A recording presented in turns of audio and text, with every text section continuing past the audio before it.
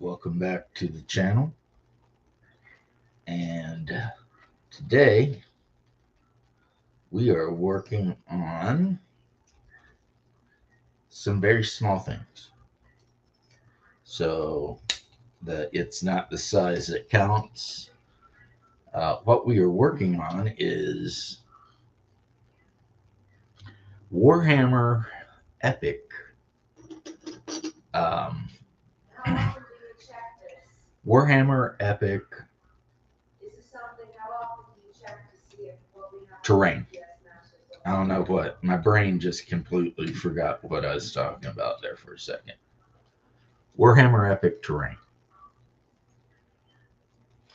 It's also Monday, so I might do a little go through my comments, talk a little bit about that. But one thing is, and this is an absolute fact, I absolutely love terrain. As a matter of fact, it's like, in my opinion, one of the best things about wargaming a lot of times is the terrain. I mean, it just really is, And while I too, like some of you, have played games with just books and stuff stacked up to represent hills, um, it's always nicer when you've got, whether you make it yourself out of foam or you buy the building or whatever, just to have, a nice looking terrain. Because, hey, crafting gamer, because I mean, if you're going to take all the time to build and paint an army, then it stands to reason that you probably want some badass terrain for your armies to fight over, right? And right now, I've kind of got two armies. And by kinda, I mean not really, but sort of. Because I don't think I'm going to take this to 3,000 points. I don't think I'm willing to pay that kind of money. Because from everything I've read, building a epic Horse Heresy army all the way to 3,000 points is just incredibly expensive. And while, yes, I would love to, have a whole freaking Demi company or, legion of my beloved Blood Angels on the table, at the same time, I'm just a little bit like. Now, I will say one thing that's cool is these things have male and female tabs, and that makes it almost idiot proof. I'm sure I can mess it up. I mean, it might be idiot proof. I don't know if it's firefighter proof, but we'll see. So as long as the male goes into the female tab, you should be fine. Right? Right. At least that's you know, when I used to work in construction, that's what we used to say. Male to female. Electricians and stuff say stuff like that, right? If that offends you, I'm sorry. But, it's just a saying. Boop. The crafting gamer has opted to join me. That's weird. Let's see what the crafting gamer is doing. I mostly don't join you because a lot of what you talk about doesn't interest me. No offense. I'm not offended, except deeply, deeply offended. Like, what do you mean? What could I ever be talking about that's not the most interesting thing you ever heard? Good Politics Lord. and religion mostly. Good Lord, man. Well, all I can say about that is if the religion part bothers you, you need to look into your own self to figure that out. Doesn't bother me. I These buildings are beautiful. Yeah. They are Uh, absolutely beautiful. oh, that I reminds me. I found a mean, really great way of making cheap and easy ice terrain.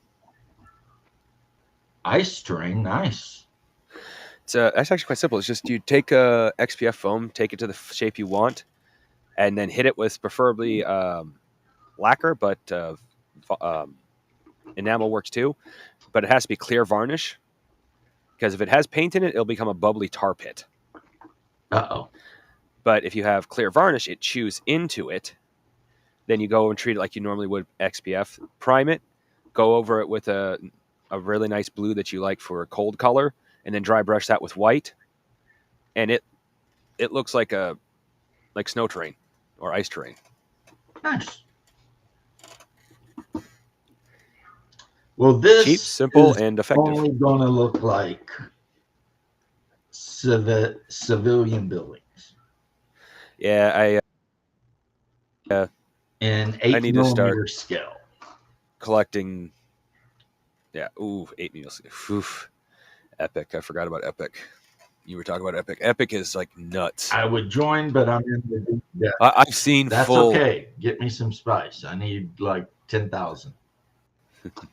Not really, but I did go and find the flesh shaper in Harco Village, and I changed my character to look as similar to Feyd-Rautha as possible. I even got like the back tats going up, and my skin is like corpse white, and I've got black lipstick. Nice. Because in the new movies, for whatever reason, Feyd dyes his lips and his teeth black. Now, some people might think that's a weird thing to do, right? But those people don't know that there are many, many cultures on Earth right now that do the same exact thing. They consider stained black teeth to be beautiful, which just goes to show you humans, right? It's like anything goes. So I've got a platoon of predators sitting here drying. Yeah, I was half thinking maybe I should just sell my 28 millimeter Horse Heresy stuff. If I'm going to play Epic, I mean, why would I play two versions of Horse Heresy? Plus, getting anybody to play the 28 millimeter Horse Heresy is next to impossible. But I feel like tricking a friend into playing Epic might work out. Well, I have to agree with, I think it was Shadow who said it. Once most people find out what you actually get for a 2,000 point army for 28 millimeter or even 32 millimeter scale, they're like, this is a skirmish game, not a war game. When you hear Epic, you're like, now that's a war game. See, in Horse Heresy, it's a lot different because all of the infantrymen are priced exceptionally cheap. So a 20-man squad of Space Marines costs 200 points. Okay. So if you're playing 3,000 points, I mean, you could literally have hundreds of tactical Marines running around the table. You know, it's like, yeah. Which is why for the longest time, a lot of people considered Epic to be like the rich old Grognard game. Because who could afford that many freaking old school Space Marines? Yeah. You know, because if you're going to play that. Epic, they have to be Mark 6 or earlier, right? I think toward the very end of the Horse Heresy, they introduced the Mark 7. And in the beginning, of course, it was Mark 3, Mark 4, and at a point, Mark 5. See, I know way too much about that, Dan. Well, that's what always got me with 40K. It's always been the lore for me. Yeah, same here. I got into 40K because of miniatures, but after I discovered the lore, it's like I've only listened to a couple stories because the lore interests me. I wouldn't say more than the stories, but some of the times the stories can be a bit much for me. I'm not the biggest fan of dark endings, and how many Warhammer stories actually have a non-dark ending? The Horse Virtually none. Well, ultimately it comes to a dark end, but yeah, well, not like all 40K. It's not an end either. It's just a it's new not beginning. end, and chaos is defeated. Yeah, that is true. And the Traitor Marines are pushed all the way back to the Eye of Terror. Now, you know who had a dark end But not in that vanquished. all of the Solar Auxiliary infantrymen that sided with the Chaos Marines, they ended up getting 8. Yeah, I don't doubt it. Because the Traitor Marines never really considered the humans to be worth anything anyway. So when they got into the Eye of Terror and they couldn't find stuff to eat, they just started eating the infantrymen, the Imperial Guardsmen, basically. Yeah. You know, Yeah, because that actually makes like I sense. said, they didn't even consider them. I mean, that was a big reason if you read the books. One of the big failings was that some of the Primarchs didn't understand why the Emperor loved humanity so much. You know what I mean? So you're almost, not almost, it's 100%.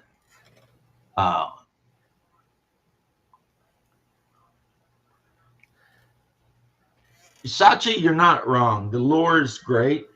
And what I was just talking about, which you already said you didn't like, but you will deal with it, young man. They just copied the Bible. That's all. The whole Horus Heresy is the Bible. Well, not specifically the Christian Bible, it's stories from the Hebrew Bible. Secondary stories where they talk about, you know, a third of the host of heaven rebelling and how some of the angels got mad because, you know, God had favored humanity, etc., etc. That's why 40K lore appeals to people, even atheists, because deep down in their hearts, there's a ring to it. You know what I mean? Like it means something. Oh. And they may not even know exactly what it means, but they know there is some major meanings there, right? I've got these, Sacha, recently. These are the, let me look at the box, Civatus Imperialis. They're for the 8mm version of Horus Heresy. And these billings are really nice. And they weren't horribly expensive. They weren't terribly expensive. So, and according to some British guy that I watch on TV all the time, Horus is the stand-in for Lucifer. Sanguinius was the stand-in for Michael, except in the old Jewish myths, Michael defeats Horus, but in 40K, or Lucifer destroys Michael, but then God himself shows up and puts the stomp down. You know. And then if you really want to get into demonology, every one of the evil Primarchs is representative of a particular demon. Fulgrim is Belphegor.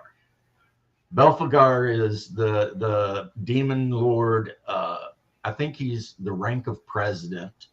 60 legions under his command, and he's all about sexual perversion and shit like that.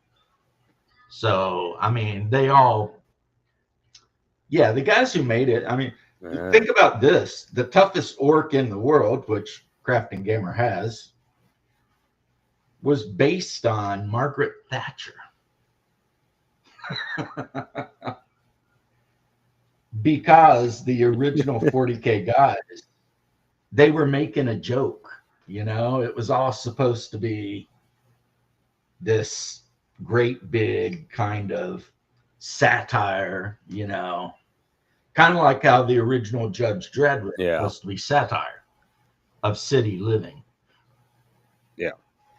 Preparing for tomorrow's Prador game.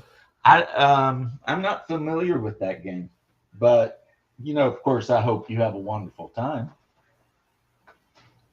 Yeah, it looks like you get quite a few damn buildings in this thing. Yeah, and not to drag it back to that, but to say I don't like religion would be inaccurate. To say I find everyone saying their opinions, I find boring. Well, and that's all I'm going to say. You know what the problem with I actually really do love religion. Well, the problem with religion is you've got two kinds of people who are religious, right? You've got the true believer, and then you've got the kind of don't know whatever, and then you've got the guy who really shouldn't even claim to be religious because he don't believe anything anyway. And it all gets muddled. Like, I can tell you right now, Yeah. Nothing in the world has done more to increase the number of atheists than Protestantism. Because most Protestant religions have no heart or soul. When you're singing, you're happy dancing, clapping, and, whatever, putting your money in the plate and whatever. I mean, it's a hollow experience. I've been there. But then when you actually find religion, then all of a sudden it'll be the only thing you think about. And well, I'll admit I would have fallen under the third category for the longest time until I met you. And then, for lack of a better term, you made me realize that I need to believe in God, not believe in a unified system. I'm still a little bit like Bear. Every religion has a small piece of the puzzle. Mm-hmm. Should you believe anything besides Christianity? Well, I'm not going to argue the point either. Well, on the same hand, I have absolutely no doubts that you're right that some of the religions are completely fucked up because they were created by evil beings. Right. Because some of them are completely fucked up to the degree it's like, yeah, no, I no longer believe that's any sort of even partially religious. Yeah, right? Exactly. I don't think that sounds like a good idea. And this whole blood for the blood god thing doesn't seem like what I want to do. Yeah. Oh, it's a Finnish only game. Is it like a fantasy game? Because I know you Finns get weird with all your death metal and Finn troll and all that shit. Which, by the way, I was watching Metalocalypse the other day, and when they had to go to the grocery store because their cook had got cut into like hundreds of pieces by the helicopter, the name of the grocery store they went to was Finn Troll, which is also the name of like a Finnish death metal band or something. I don't know, guys. I thought it was hilarious. I was just like, I got that reference. And they put references like that in the show all the time. Like they'll go to a fast food joint. Yeah. Oh, okay, baby. Sorry. They'll go to a fast food joint and it'll be named after like some Swedish death metal.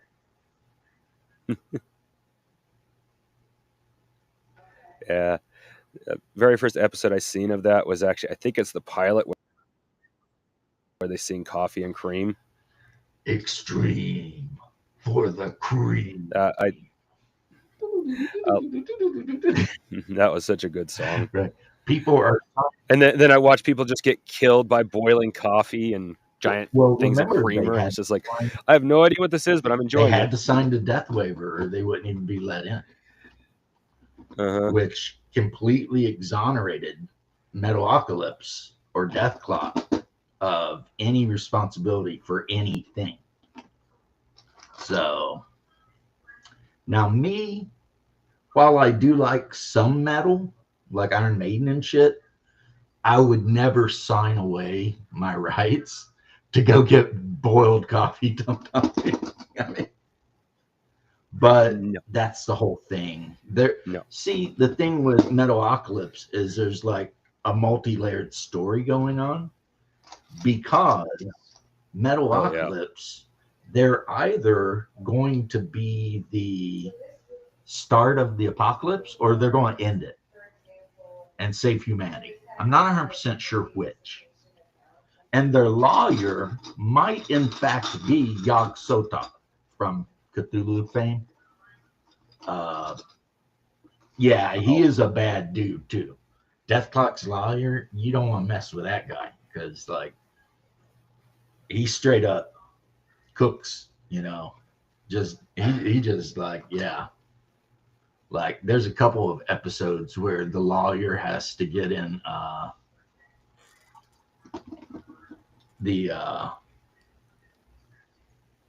into fights and stuff, and he is like just vicious, you know. Yes, George, I of course have watched Man Count Dankula, and the biker wars in Scandinavia were apparently so bad that the American Hells Angels had to tell them to tone that shit down. It's like, listen here, you fucking Vikings. You know what I mean? Oh, yeah. You're making us all look horrible. But then again, I own a role playing game from a guy who literally murdered a guy who's in a band with. So, wow. Yeah, Varg Verkinus or something. I think he was Swedish and he was in like this Swedish metal band. And his story was that the other members of the band were going to sacrifice him to the devil or something because Varg really hates Christianity. Believe me, he and I have went at it over that one on X. And so he for some reason beyond my knowing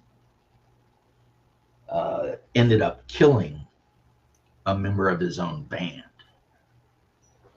And of course, you know, even Sweden frowns upon that shit. So away to prison he went. And by the time I don't know if he was before, but when he come out of prison, he was definitely a National Socialist. You know what I mean? Like he got thrown in jail in France for doing and saying things that are not allowed to be done and said in France. You know, mainly, you know, being a huge fan of the mustachioed man. Yeah. And, he is to this day unapologetic. Like he lives out in the middle of the woods somewhere with his wife and 18 kids. You know, he's one of those weirdos that's waiting for the race war or some shit. So like, damn, dude. All right.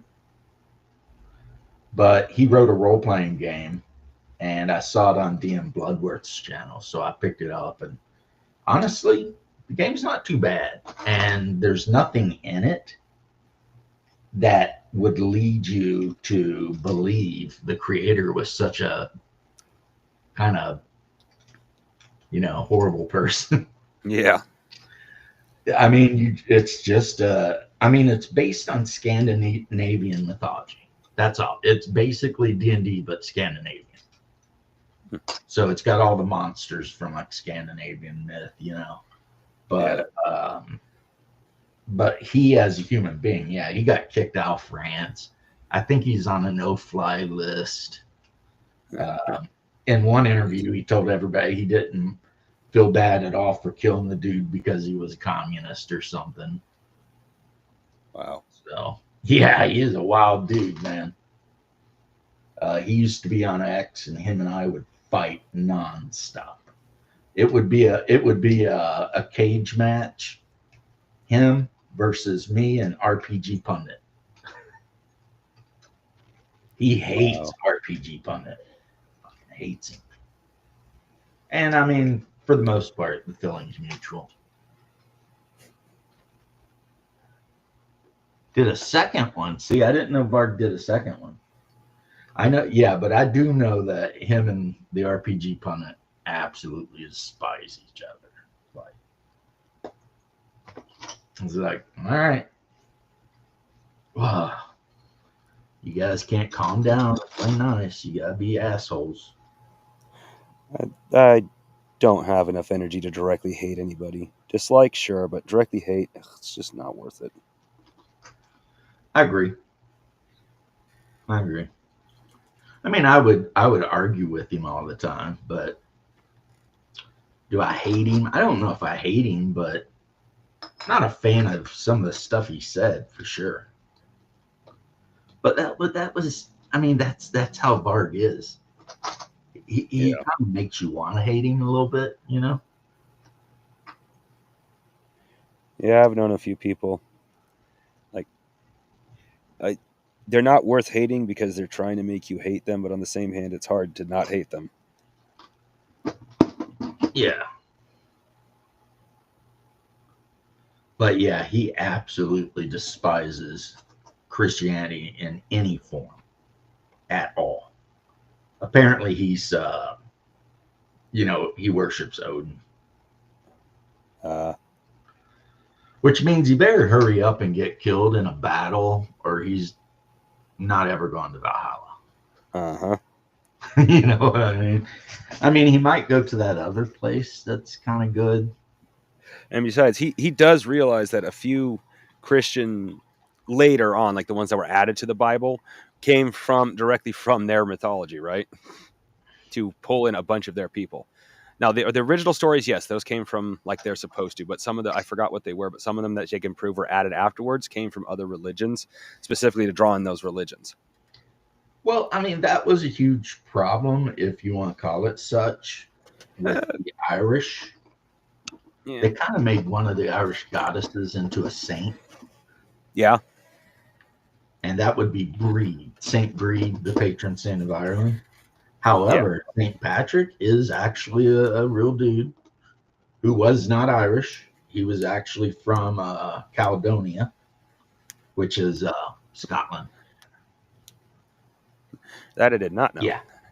He was captured as a slave by the Irish, who were just as big of sea raiders as the Vikings ever wanted to be. They're constantly raiding the west coast of Ireland, Scotland, for slaves and whatnot, like you do, right? And so they drug his ass back. And of course, he just started converting them, which, a lot of people were not huge fans of. But that's why the shamrock is considered to be a Christian symbol. Is Saint Patrick was taken in chains to the king, the High King, not just any king, and the High King was like, "I don't believe in your God, because how can three things be one thing?" And Saint Patrick thought about it for a second, and then he bent down and he picked up a shamrock. He said, "You see how there's three leaves, but they're one thing?" And the Irish king was like, okay. Christianity, then, I guess, and that's kind of a big part of it. Plus, he ended the child sacrifice that the Irish were kind of big into at the time. And you know the name of the god? Yeah. It's either Vishtar or Lilith. I always find it hilarious. No, the Irish god that demanded child sacrifice was Crom. Okay, specifically Irish. Yeah, I'm not the most familiar with Irish religion or Irish mythology, I should say. Well, I used to think I was Irish, so I studied up on it to know my culture. Yeah, our family actually has, I think it's a full % of Irish DNA in our bloodline, and we have absolutely no idea from our own family's history. We have no idea where that came from. I am 4% Irish and 40-something% Germanic. Yeah, that Our most of our lineage comes from Germany too, but we were, I think the only place we did not have blood from in our family was Asia. Yeah, my family was all the Baltic. Basically, almost every country that touched the Baltic Sea, I have blood. Yeah, So Swedes and yeah, Norwegians and Danes and Poles. No Finnish blood though. That didn't happen for whatever reason. I don't know. And then of course Germanic, which could mean yeah, anything, honestly. I mean, Germanic. I mean, hell, the Lombards that invaded Italy were Germanic. The Visigoths that yeah. ruled most of Spain forever were Germanic. I mean, so what does Germany even mean? Yeah, isn't that kind of wild? They did. They really did. What's up, Quickly? How you doing, brother? I am sitting here doing my best to make sure England's economy flourishes. So I'm building epic buildings because we all want the British economy to do well around here. Or I guess I do. I don't know.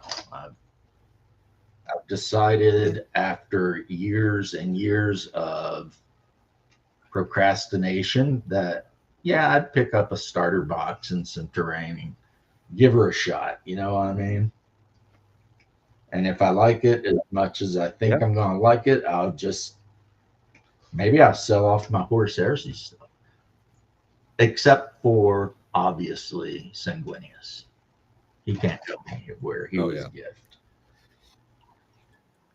No, he's also super hard to get your hands on nowadays. Well, yeah, my dad got him for me, so he gets to stay no matter what. Yeah. Well, I don't blame you Hate there. I'm just leads saying, to like, the dark side.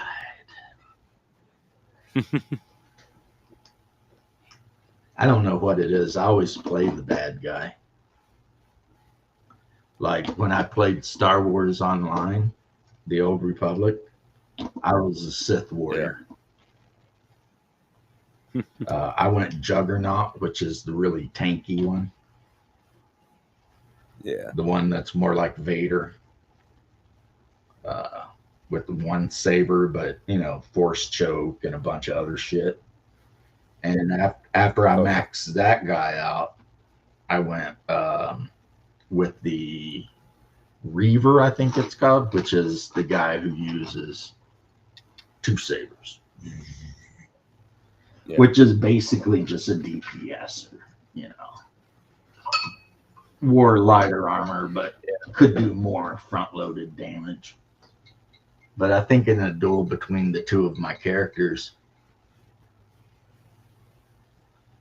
yes, the Horse Heresy Primarch models, at least when I got them, some of them are plastic now, like Robot Goleman and all that shit. But when I got this guy, it was a Forge World model. And my dad never told me how much he paid for it, but I think it's about $150. yeah.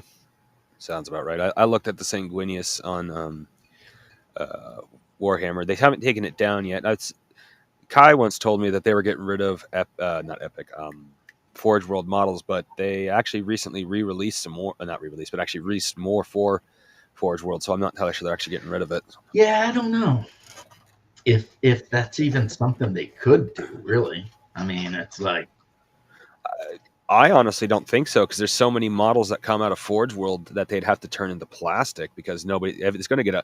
They stop producing like Sanguinius, for example. People are going to go into an uproar because almost everybody, especially female VTubers or YouTubers who get into Warhammer, Sanguinius is their man.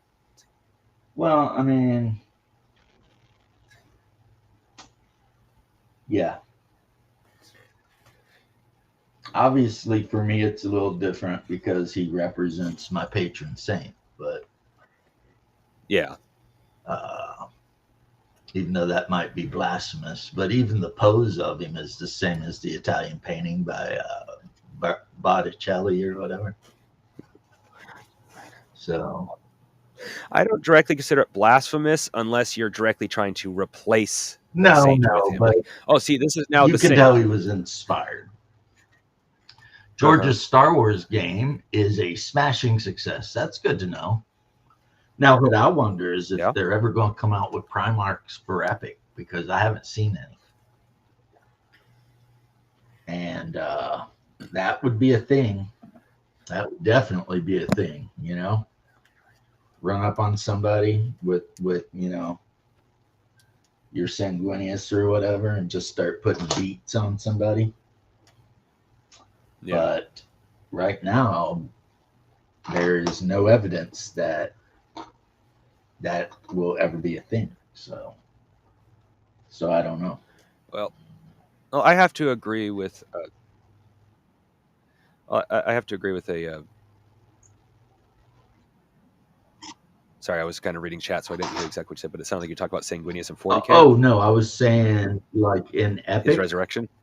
So far, there's been no Epic. Specific Epic models released, as far as I know, for any of the Primarchs. Okay, yeah. Because of course, getting into Epic means I'm going to be painting a lot of red.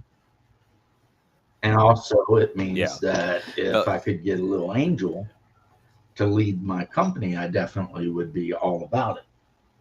But well, the thing for Epic when it comes to like the Primarchs in 40k or Horse Heresy, you're ultimately you still have to power them down so they match with the armies really well.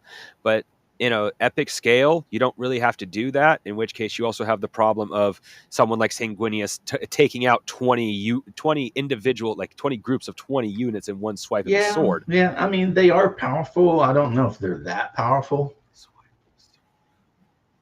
Well, I know that was exaggeration, but get what I'm saying. It's like you run into the problem that you would have if you played More at full likely, power at regular what scale. people would be crying about would be when Sanguinius flew across the battlefield and killed their freaking Reaver Titan.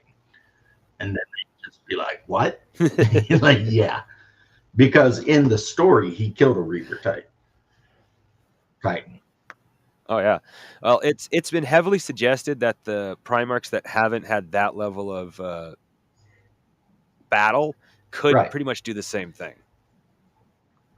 So it's like, well, these things are beings like, beyond our concept of power.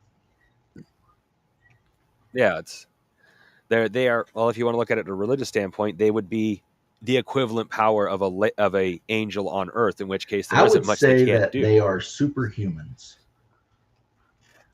like Superman. Yeah, they can do shit like Superman. Most of them. Some of them can't. Like Ribbo Guilliman is not that great of a warrior.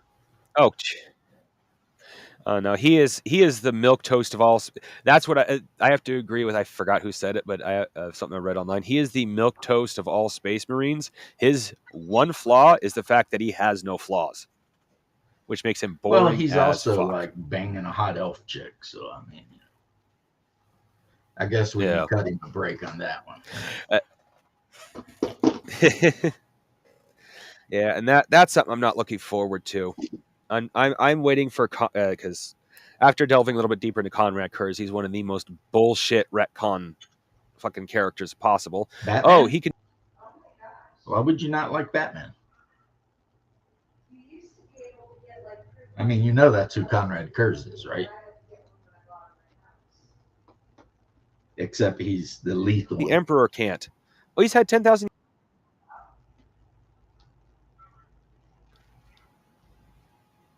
My connection's back. What I was saying is that Conrad Kurz has like 10,000 years, and still somehow he's able to be smarter than the Emperor, who's literally supposed to be the peak of human physiology, which means also the smartest fucking thing alive.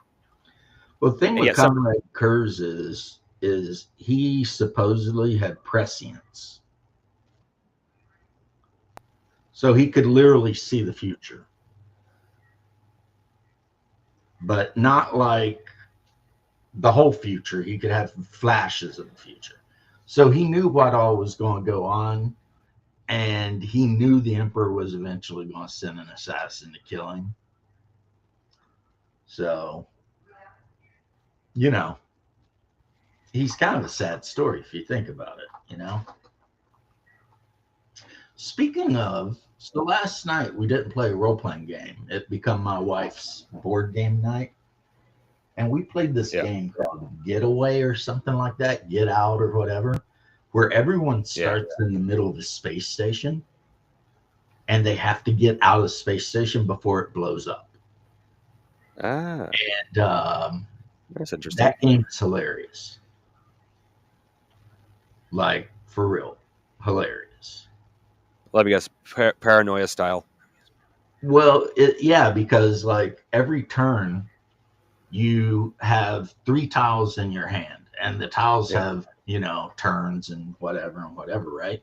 And the goal is to just get off the map. But you have to also play a tile. And you can play the tile, obviously, in front of an opponent to make it further for them to get off the map. But they can do the same thing to you.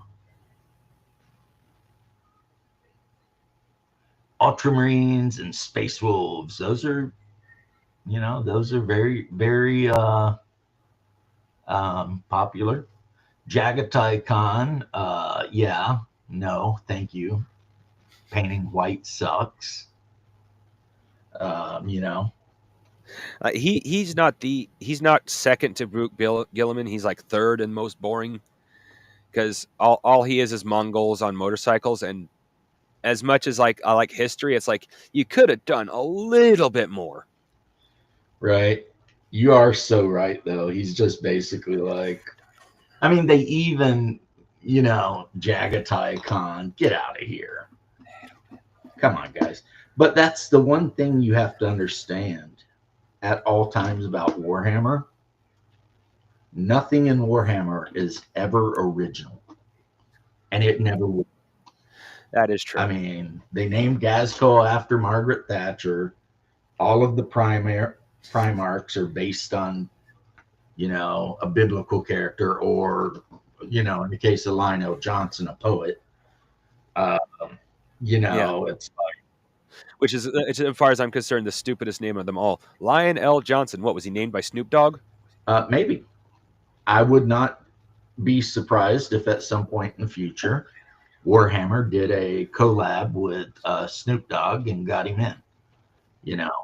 I mean, I'm not trying to be a smartass. I'm just saying it would not surprise me, because I mean, no, not at this point.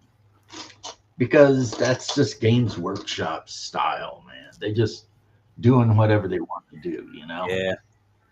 And I'm just over here like, all right, I guess, whatever. Yeah.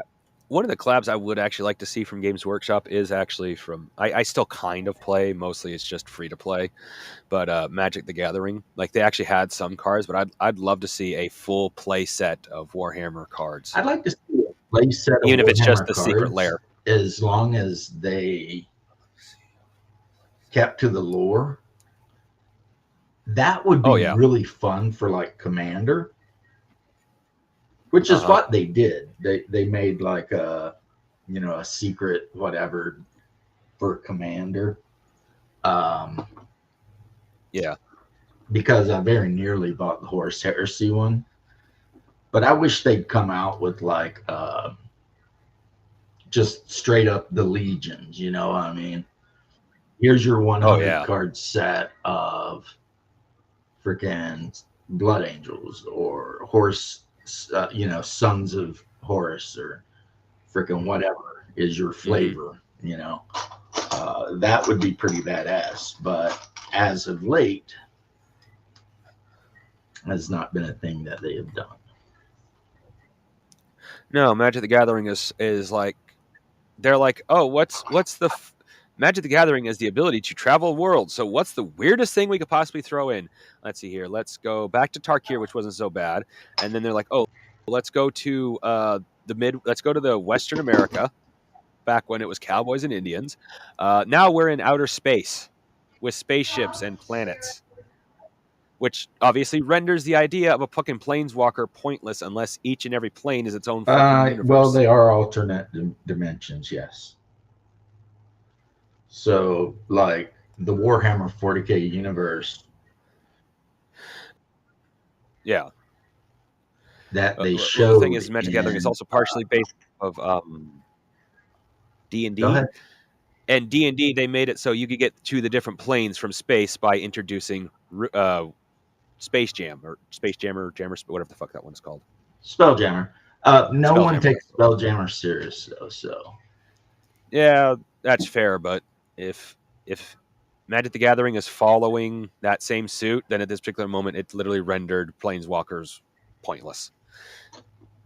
well the I hope not, problem because I haven't delved into the lore of that one because apparently they make lore for each and every set, but the problem with Magic the Gathering is the exact same problem that D&D has, and that would be that the people that they get to actually run the product are idiots. yes. So you come out with a product like Innistrad. Everyone loved Innistrad. Like literally everyone loved Innistrad, right? So you wait a long, long time to do another Innistrad, and you F it all up. You know, the blood wedding or whatever. It's like, get out, shut up. You know, and that's kind of what they do. It's like they just have the worst game designers. I mean, when they put out a new deck and like not deck but set, and then immediately ban like half the in it, you know that they've messed up. You know, it's like oh yeah, it's like there was like the Tybalt deck. They had to ban all those cards because who could ever beat a guy if like turn 2 he whipped out Eldrazi, the frickin' World Ender or whatever his name was. Oh yeah, there's cards they banned on Arena that are also banned straight up in all of Standard because they can let you win by turn 3. Period. Yeah. No ifs, ands, or buts. Tybalt was one of them because how Tybalt would work is you would flip 3 cards and the first 2 went into your graveyard, but the third one went into play. So if you lucked out and the third card that flipped was Eldrazi, then that was just game over for your opponent. Oh yeah, well, here's the thing. In this case, it was some red cards, but here's part of the problem. With the way people would set up those particular decks and how cheap the cards were, you consistently would win on turn 3. It's not just like if you got lucky. It's like as long as you had one single card in your hand, which people would build their entire deck around, you could delve or whatever to that card. So by turn 3, you're dead.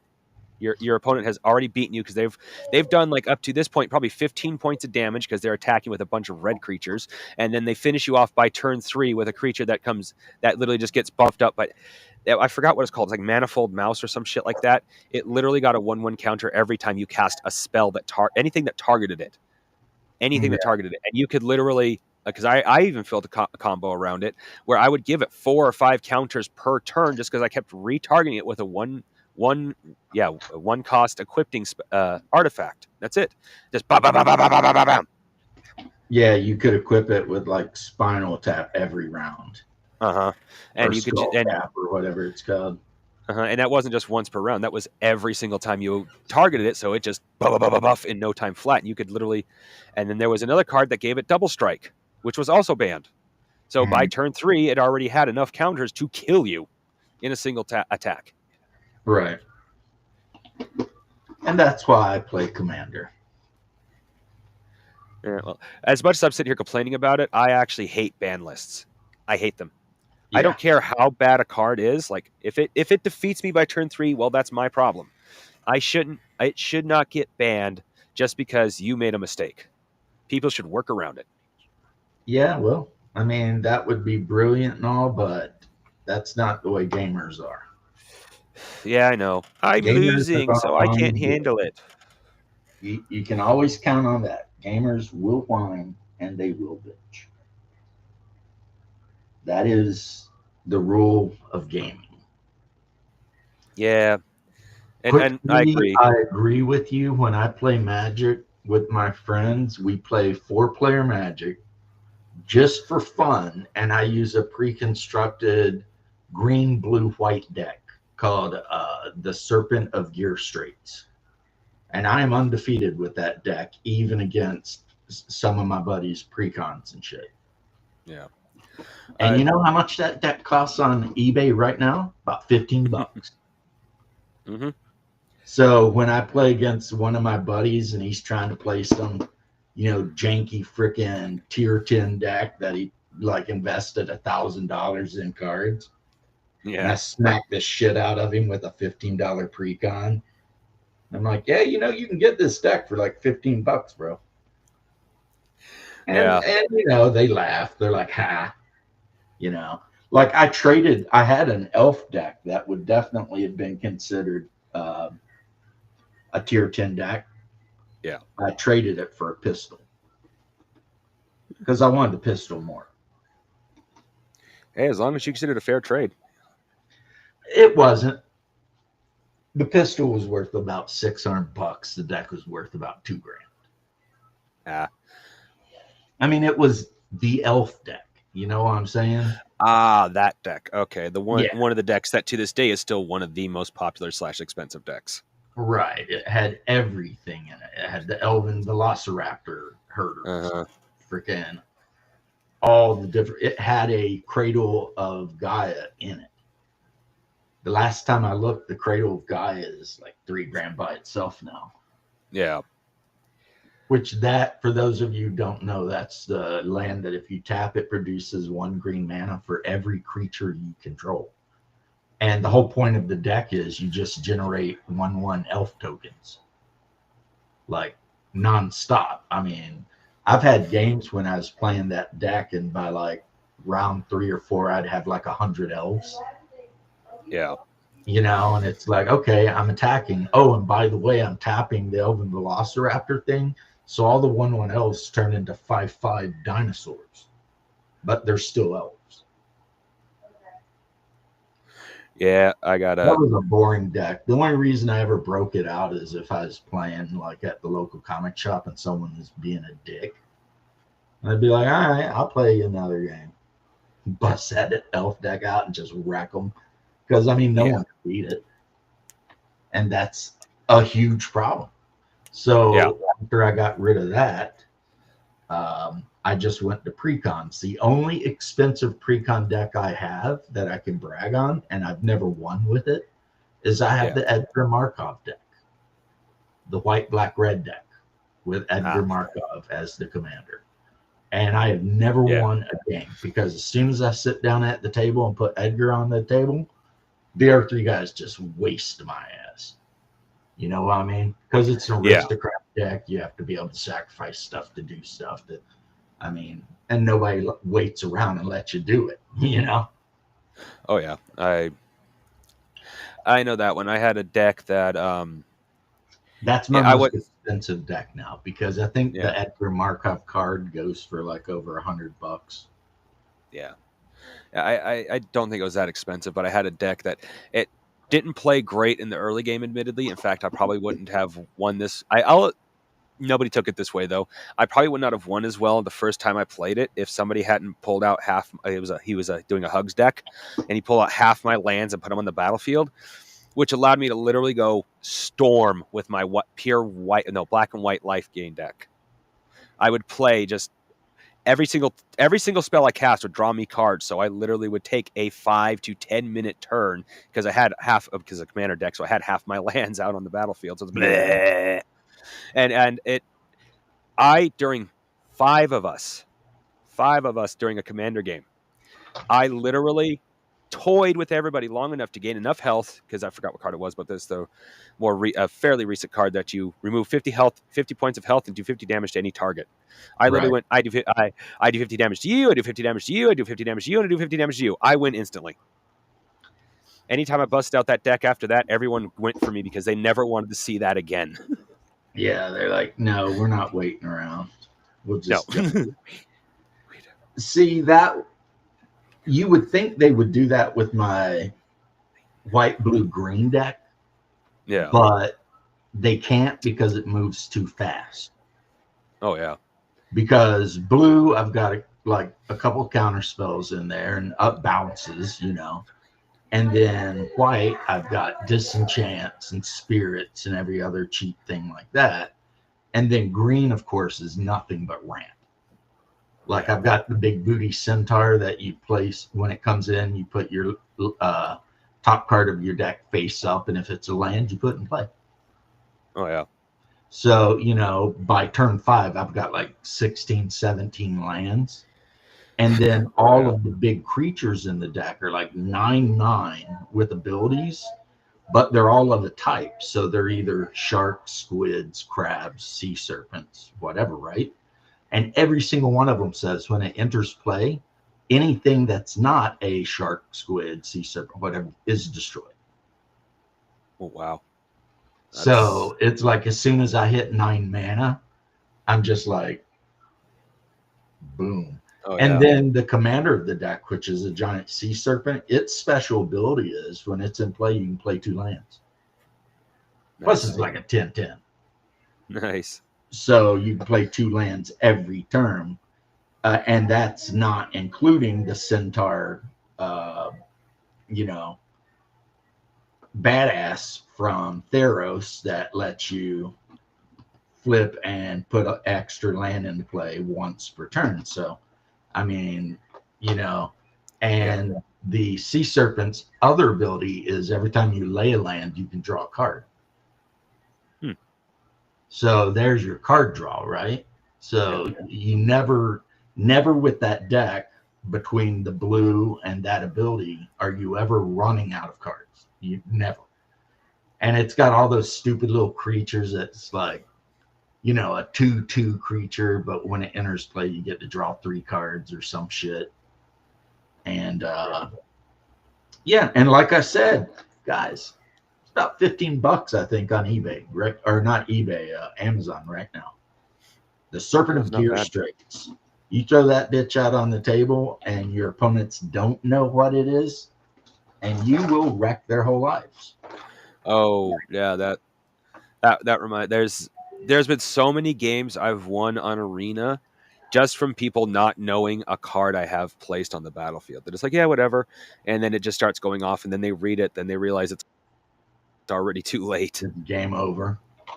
Yeah, the deck I'm talking about, like I said, it's example. Recon, and yeah, it like I play with the same pot of players really because we're just all friends, and this deck, they all 100% know what it does. They just can't stop it. You know. Oh yeah, but that's just an excellent example. You know, it's like once you know they see me put the serpent in the commander zone, and they're just like shit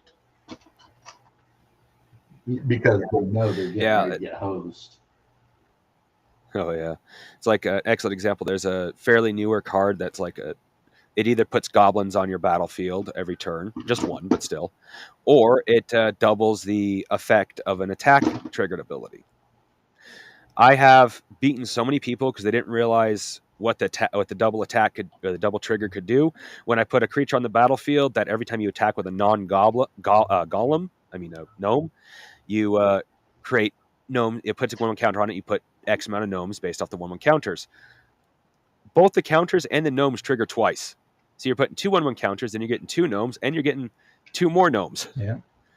By the time people realize that's what's happening, it's already too late because I've already put like 5, 6, 7 gnomes on the battlefield. Yeah, see, I stopped playing what most people would call like standard Magic years ago. I think we were still in what set had the Godless Temple that was like a black-white Orzhov. Yeah, it's Orzhov. Yeah, I quit playing after Orzhov went out. That's a while ago.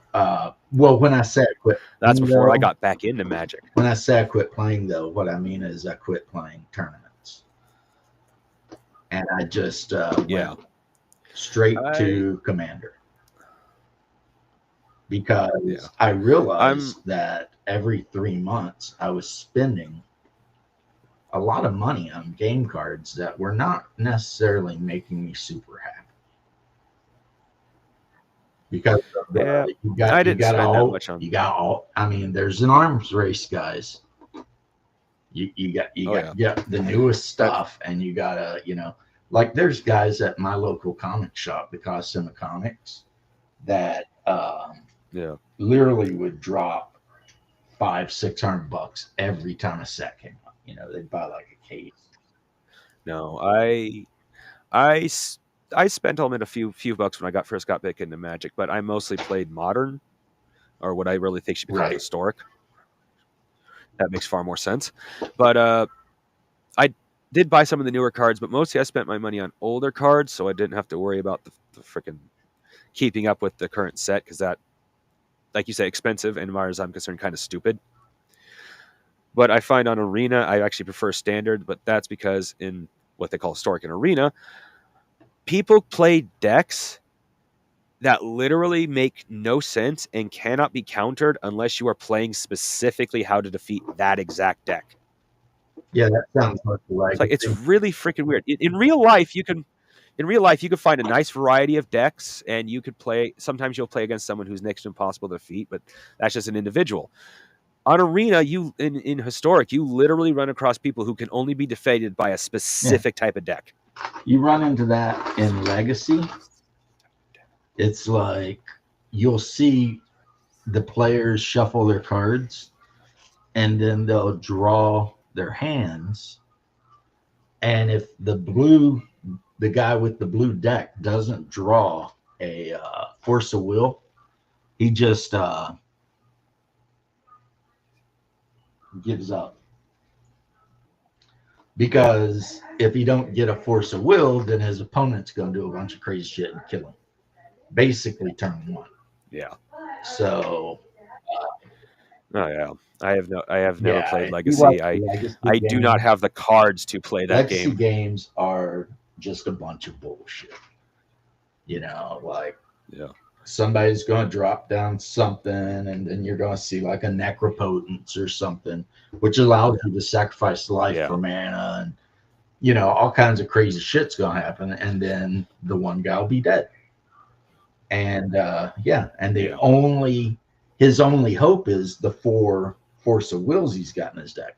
But the problem is force of will is like, I don't know, $500 card. Yeah. I mean, it was always a pretty good card, sack of blue to counter spell for no mana. Oh yeah. But now it's kind of like, so yeah, Magic kind of sucks unless you're I just will. hanging out with your friends, drinking Yeah. beer, and playing Commander with a bunch of janky, shitty, pre-constructed decks. Yeah. I want Uh, no part of it. yeah. Well, for my real life cards, I've probably, maybe just for the fun of opening a pack, might buy one here or there, but I'm not keeping up with it, even for historic purposes. And I'm only playing Arena because I can literally do everything on there for free. I have Right, not. I have put less than $100 into Arena, and probably won't put any more because I just doesn't interest me that much. right. And I'm It's not it's just trying fun to to play sound once in a like while. a bitter guy, a bitter old guy. It's just, I remember Hungar and I don't know if he's listening because he's out in the deep desert. Hungar and I, doom scrolling through Instagram. He is a bad influence on you, Holy Diver. I mean, yeah. If you hang out with him too much, you will be unclean and have to find God just to try to get over the horrible things he shows you. And then we get to heaven, and the next thing we know, why does Hungar and God look so much alike? Right? Well, fat bearded guys, right? Freaking Hungar almost dropped the hard R on me in the middle of a show yesterday. Oh Well, wow. granted, I called him kind of a pedo, but I meant it with love because he was trying to argue with me that Asian women are hotter than Eastern European women, and I was like, Eh, no, I'm sorry. There are some hot Asian women. Don't get me wrong, absolutely. But let's be honest, you're not marrying And the Asian woman because how hot she is. You're marrying her because you want a traditional wife. You yeah, know, because well, you know. But then again, I maybe don't I'm have just much. Eurocentric, and that could be my personal problem. I'm Eurocentric.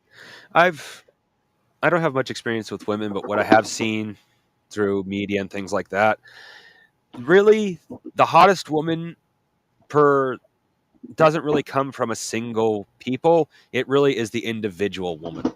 Yeah. I don't know what you just said. Sydney Sweeney is amazing and hot, and she's Irish mostly. Well, individual. I know a lot of I've seen a lot of Irish women that are like, "How did you get a boyfriend?" Yeah, but the reality is there are just some women that are hotter on average than other women. Oh yeah, that's what I was saying. Like A great I've example of never that seen. would be the Swedish bikini team, your average Lebanese Yeah, Christian. I mean, seriously, yeah. there are just some women that are naturally gifted with being super Oh yeah. hot. And then there are some women that, under no freaking measurement, would anyone ever call hot. And like, I'll give you an example, which some people might think this is racist. I don't mean it to be, but it might sound that way.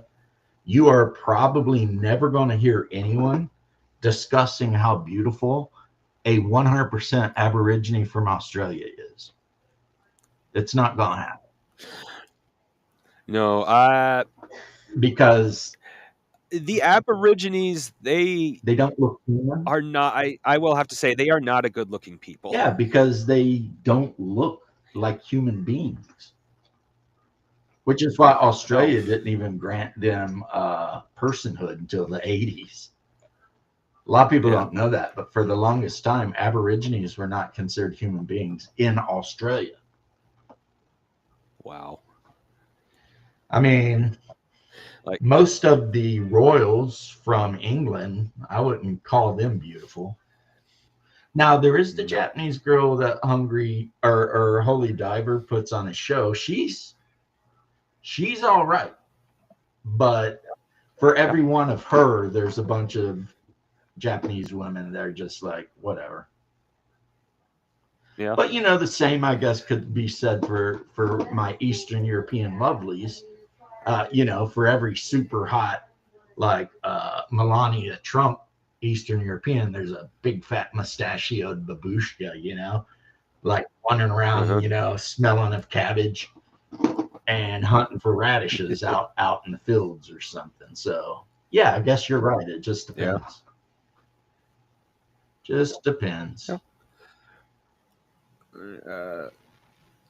I have got. I'm gonna have to get off here in a little bit. I said at one. I was figured someone would join you by now, so it really wouldn't have mattered. But I actually had some work I needed to get done at 1 I don't o'clock. care if anybody joins me or not. I'm going to sit here and talk shit and put together these tiny little 8 millimeter buildings. Yeah, I've really got to start making terrain. I've got enough miniatures for a couple of like combat patrol, and I got like 2 spearheads, so I could do Age of Sigmar or 40k. I just don't have the terrain for it, which I really need. At the very least, make some of my own. I mean, I've got the stuff for it. Yeah, 40K terrain's pretty easy. I mean, get a couple of Yeah, buy some foam and make some freaking like Roadrunner Coyote type rock formations. You'll be fine. yeah, yeah, exactly. Oh, here's Timmy Pinkerton or Pilkington. Timmy.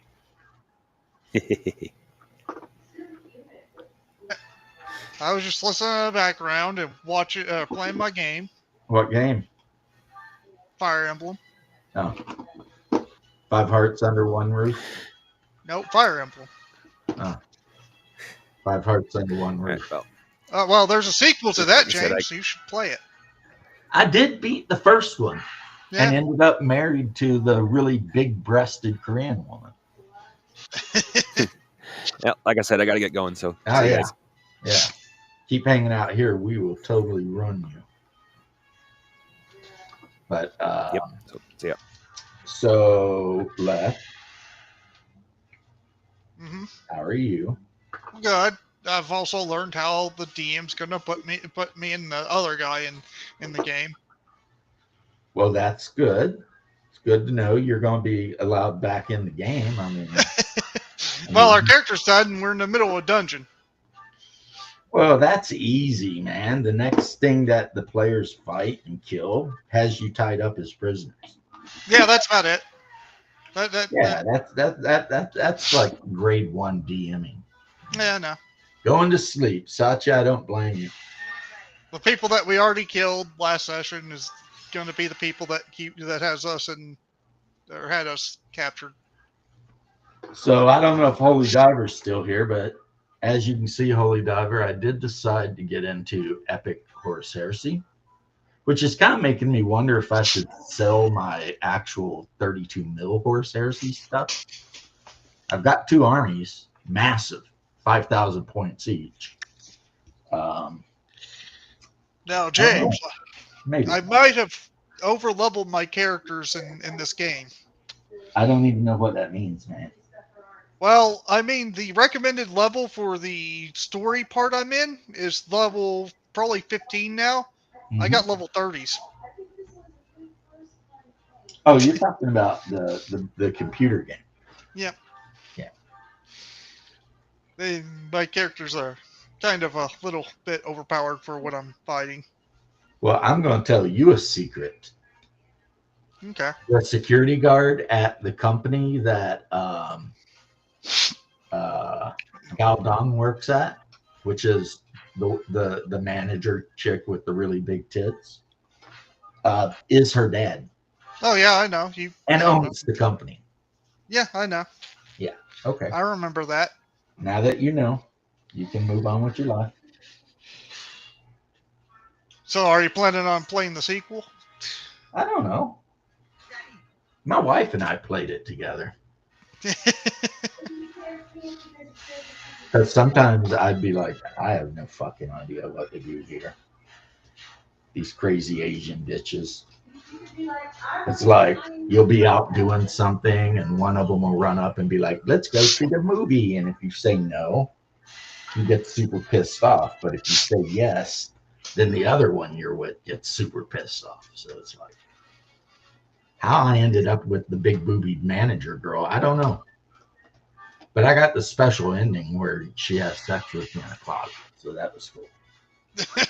They don't show anything. Okay. Yeah, I know. I get it. It's just like that implied stuff. Yeah, it's very, PG.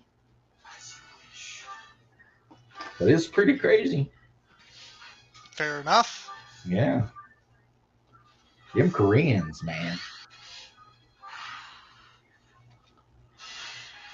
I don't know. I don't know about them Koreans. They just be up to some shit. They're out there doing things. Yay, another level 30. Okay, this is easy. I am not 100% sure what is going on. Okay, now I understand. Weird.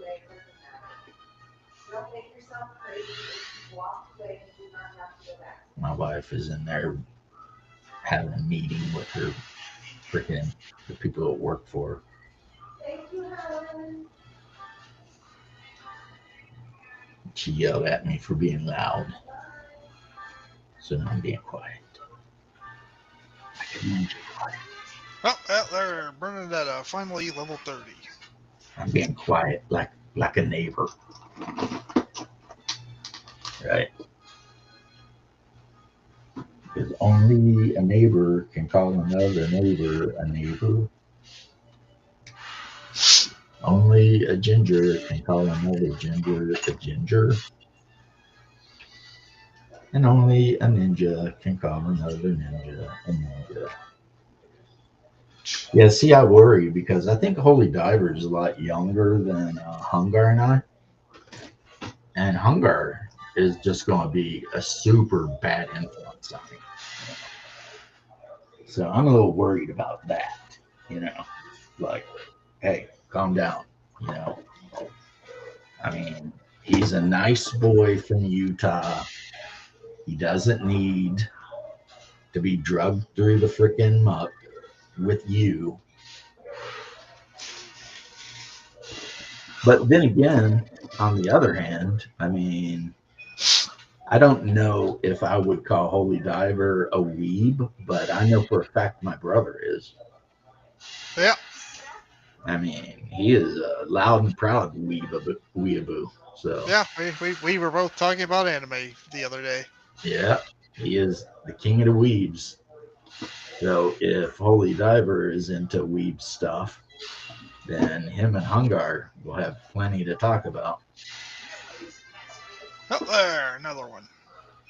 And he's always like, Hungar is always like, what animes do you watch? And I always say the same thing. Berserk. Berserk. That's it. Not for Aaron. Well, every now and then I watch Frieren if I want to watch a show at night when the wife and I are going to bed.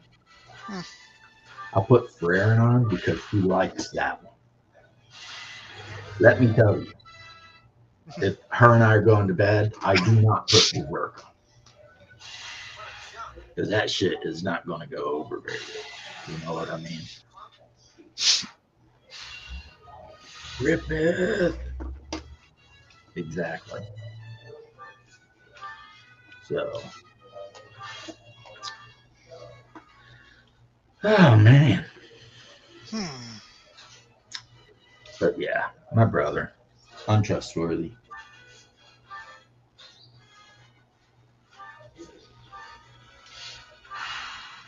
Wait, no, I leveled him up. I don't need to get him in more fights. Of course, he's out in the deep desert, supposedly getting us some spice.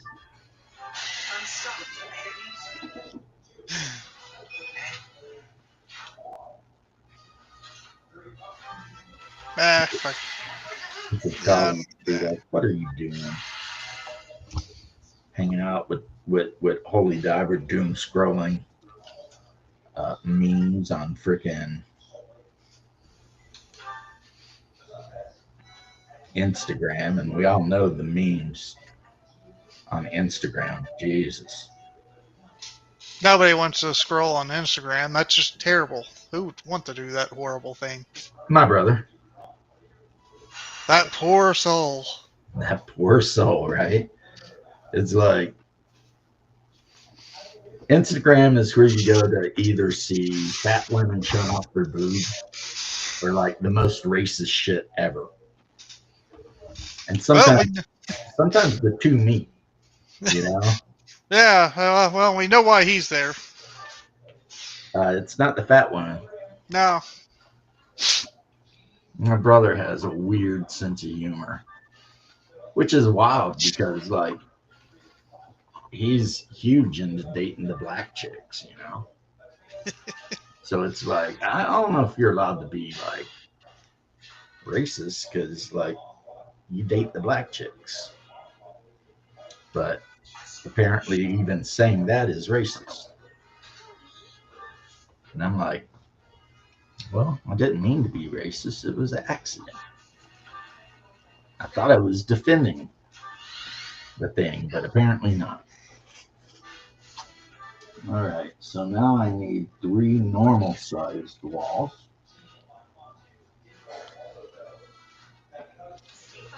Do I have any normal sized walls? Let's look at these walls. They look like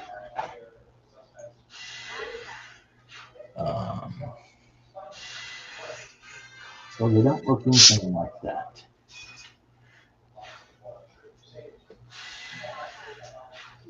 I should have. I'll fix that later. You gonna be okay? Yeah, I'm trying to figure out how to level things faster and better. I forgot one thing I could do. Cry like a bitch. Now, I'll swap out the adjutant and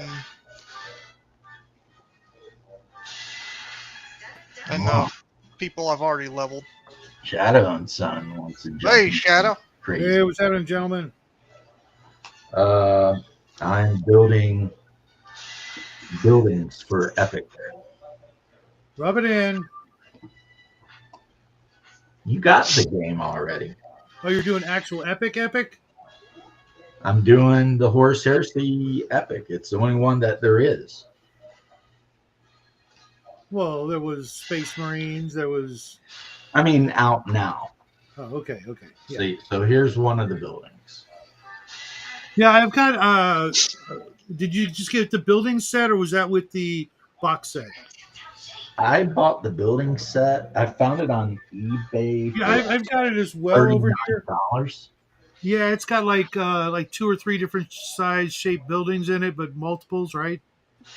It looks like it's going to end up building a big building, a dual-sized building, and then like a long building.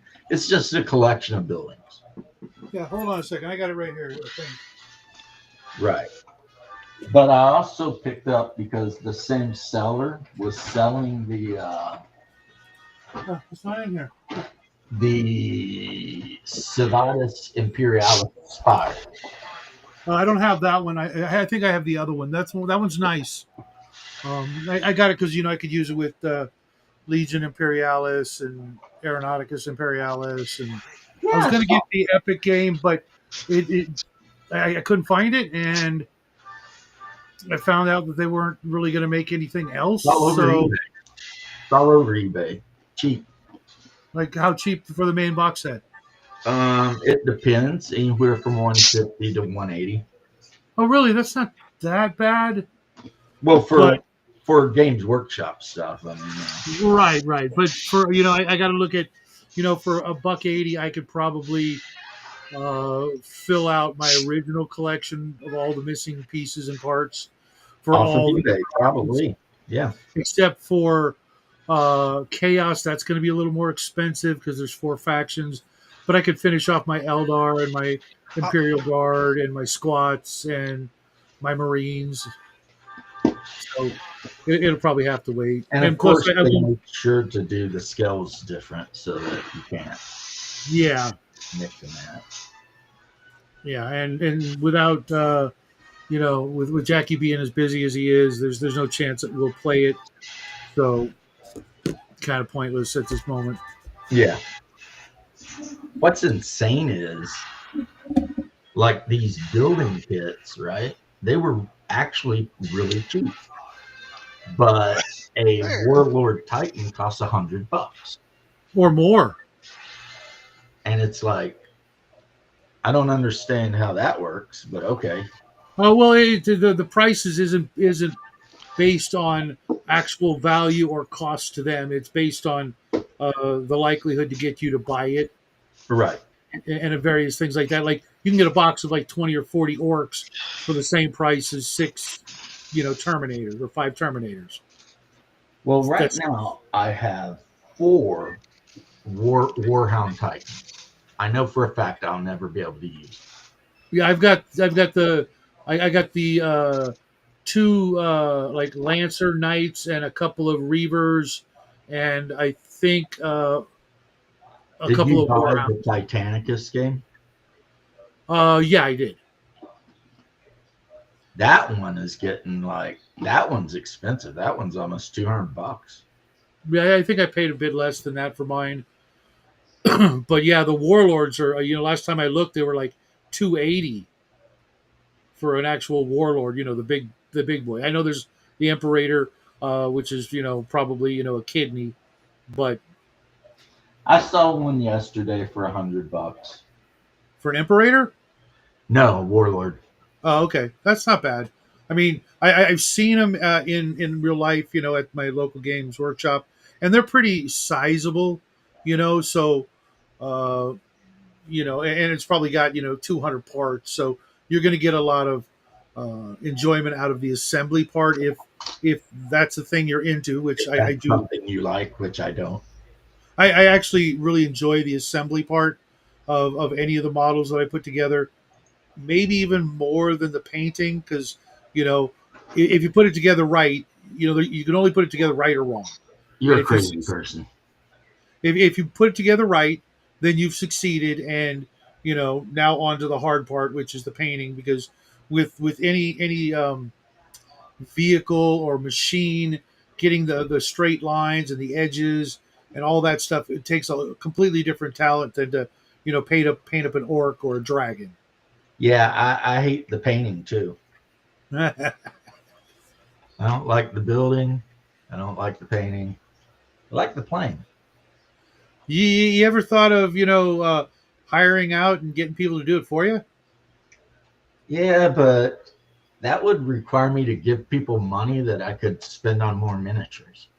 Okay, okay. Or buying pre-painted, you know, buying somebody else's, you know, completed project. Nah, again, costs too much money, and I could buy a lot more miniatures.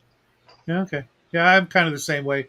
There are So a few basically, I just put myself through hell. things. It's an act of contrition. Yeah, You're, yeah. I'm just like, you got the flog in one hand and the paintbrush in the other. yeah, pretty much. I'm just like, this is just how it is. No, you know, we had a little discussion with Bear the other night. He's not into the thing, but I find it very cathartic and relaxing.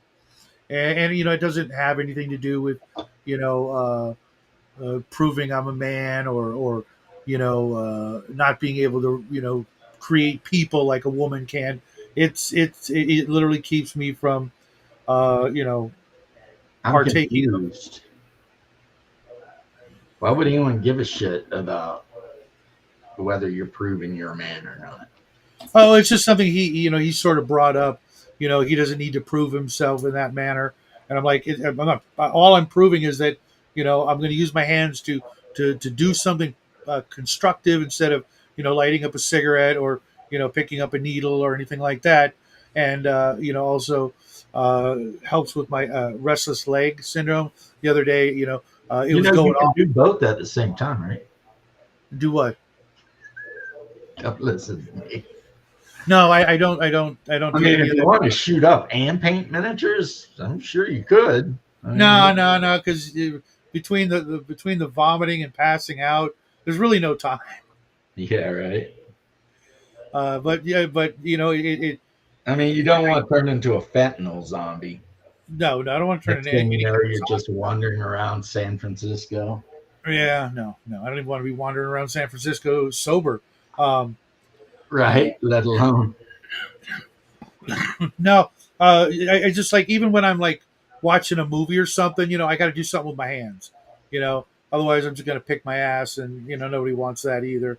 Especially the people who own the theater. Well, I So guess now we know why your wife married you. no, it's just, you know, I got to do something with my hands, you know, and you know, in the long run, I've got some reasonably well painted miniatures. I remember we've got this friend of the family. They moved, but she this little Latina, excuse me, grandmother would come over to visit, and she'd see out in the kitchen I had this little table You covered. little I mean, there's like hundreds of miniatures, you know, and she would come in and just freaking stare. So doesn't speak a word of English, and just stare at him, just like, oh my god, you know, this guy's the most talented artist she's ever seen, you know. And my paint jobs are crap, but you know, she's like, oh, look, you know, I had some cowgirls, you know, kind of slutty cowgirls for Halloween miniatures from North Star, and she really liked those, and some of the other things, you know, she could recognize and, you know, appreciate, you know, as a layperson, like, hey, you know, I couldn't do that, you know. Sure, you could take about 8 minutes to teach you, but you know, the average person sees it and is like, wow, that's you know, relatively well done, you know, good for you, cool hobby, weird hobby, but cool, right? I remember Woo! there was an old Simpsons episode. I think it was The Simpsons, where he was building birdhouses to deal with stress, and he just had like hundreds of birdhouses all over the place. Kind of like that. Hmm. We were talking about how James hates half of the miniature hobby. Yeah, I was talking about how I hate every part of the miniatures hobby except the playing. You guys always see me painting, but take it from me, that means nothing. It means It's nothing. it's busy work. It's what I have to do for the dream of one day being able to play this damn game. And the problem is, I hate playing with unpainted miniatures. I feel like it's disrespectful to yourself and your opponent. What about playing without miniatures entirely? I'm not sure how I would play a game of Epic 40K with no miniatures. I meant other like role playing games and stuff. Oh, I've taken a break from role playing games. Really? Yeah, like last night, I just let my wife pick which board games we were playing. Well, yeah, I heard that, but I figured that was just I had kinda- a great time too. I bought this board game called Getaway or Escape or whatever it's called. And you're basically just trying to escape a starship or a satellite station or whatever before it blows up. that sounds fun. It is fun because you can F your fellow players over and get them murdered and stuff. And F with their plans and, basically be the biggest jerk you ever wanted to be. I go big. I use action figures. That's right. I've actually got. I'm friends with a designer, not Logan, but another guy who actually created several RPGs using action figures, including like a kaiju mech, versus board game where you use like your toy dinosaurs and your transformers and stuff, and actually have rules to fight it out. They're more than me. So why the break from actual RPGs? I thought you just narrowed it down to the 5 you were going to play. I'm just kind of stepping back for a little while. That's all. Just gonna step back, and we'll see what happens. I mean, the reality is, I've had some, in addition to things that we all know about happening, I've had some shit that hit me pretty hard, like in my actual real life. And I'm just not willing to run any games. So if somebody wants to jump up and be like, I'll run a game, then that's cool. They can do that. But until that time happens, Sunday night will be Mrs. McKee's freaking wild carnival ride of board games.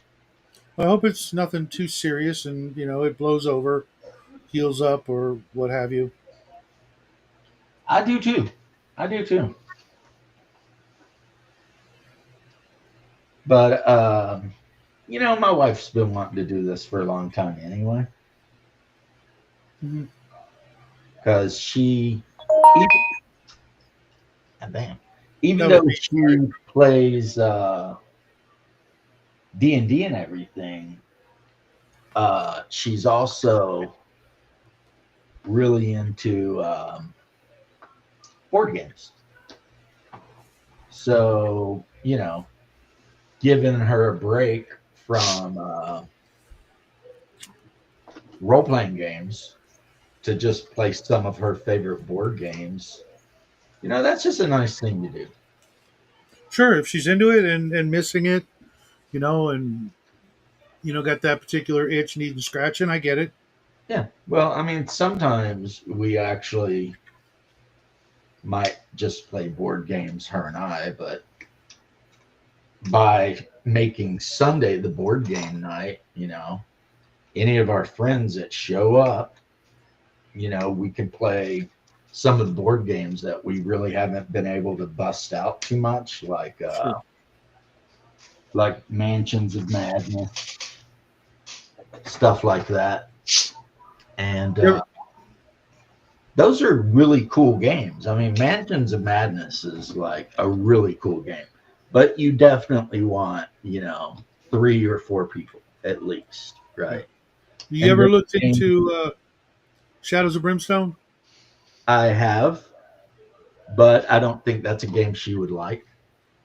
She's weird. Like, she don't like games where you actually fight combats. What's up, Squirrel Hermit? How you doing, homie? Hey, squirrel. Yeah, there is a lot of combat in it, but that Yeah, was the so like combat games, yeah, she's not going to want to play a combat game. But a game like Carcassonne, Splendor, Dune Imperium, she'll jump right on any of those, the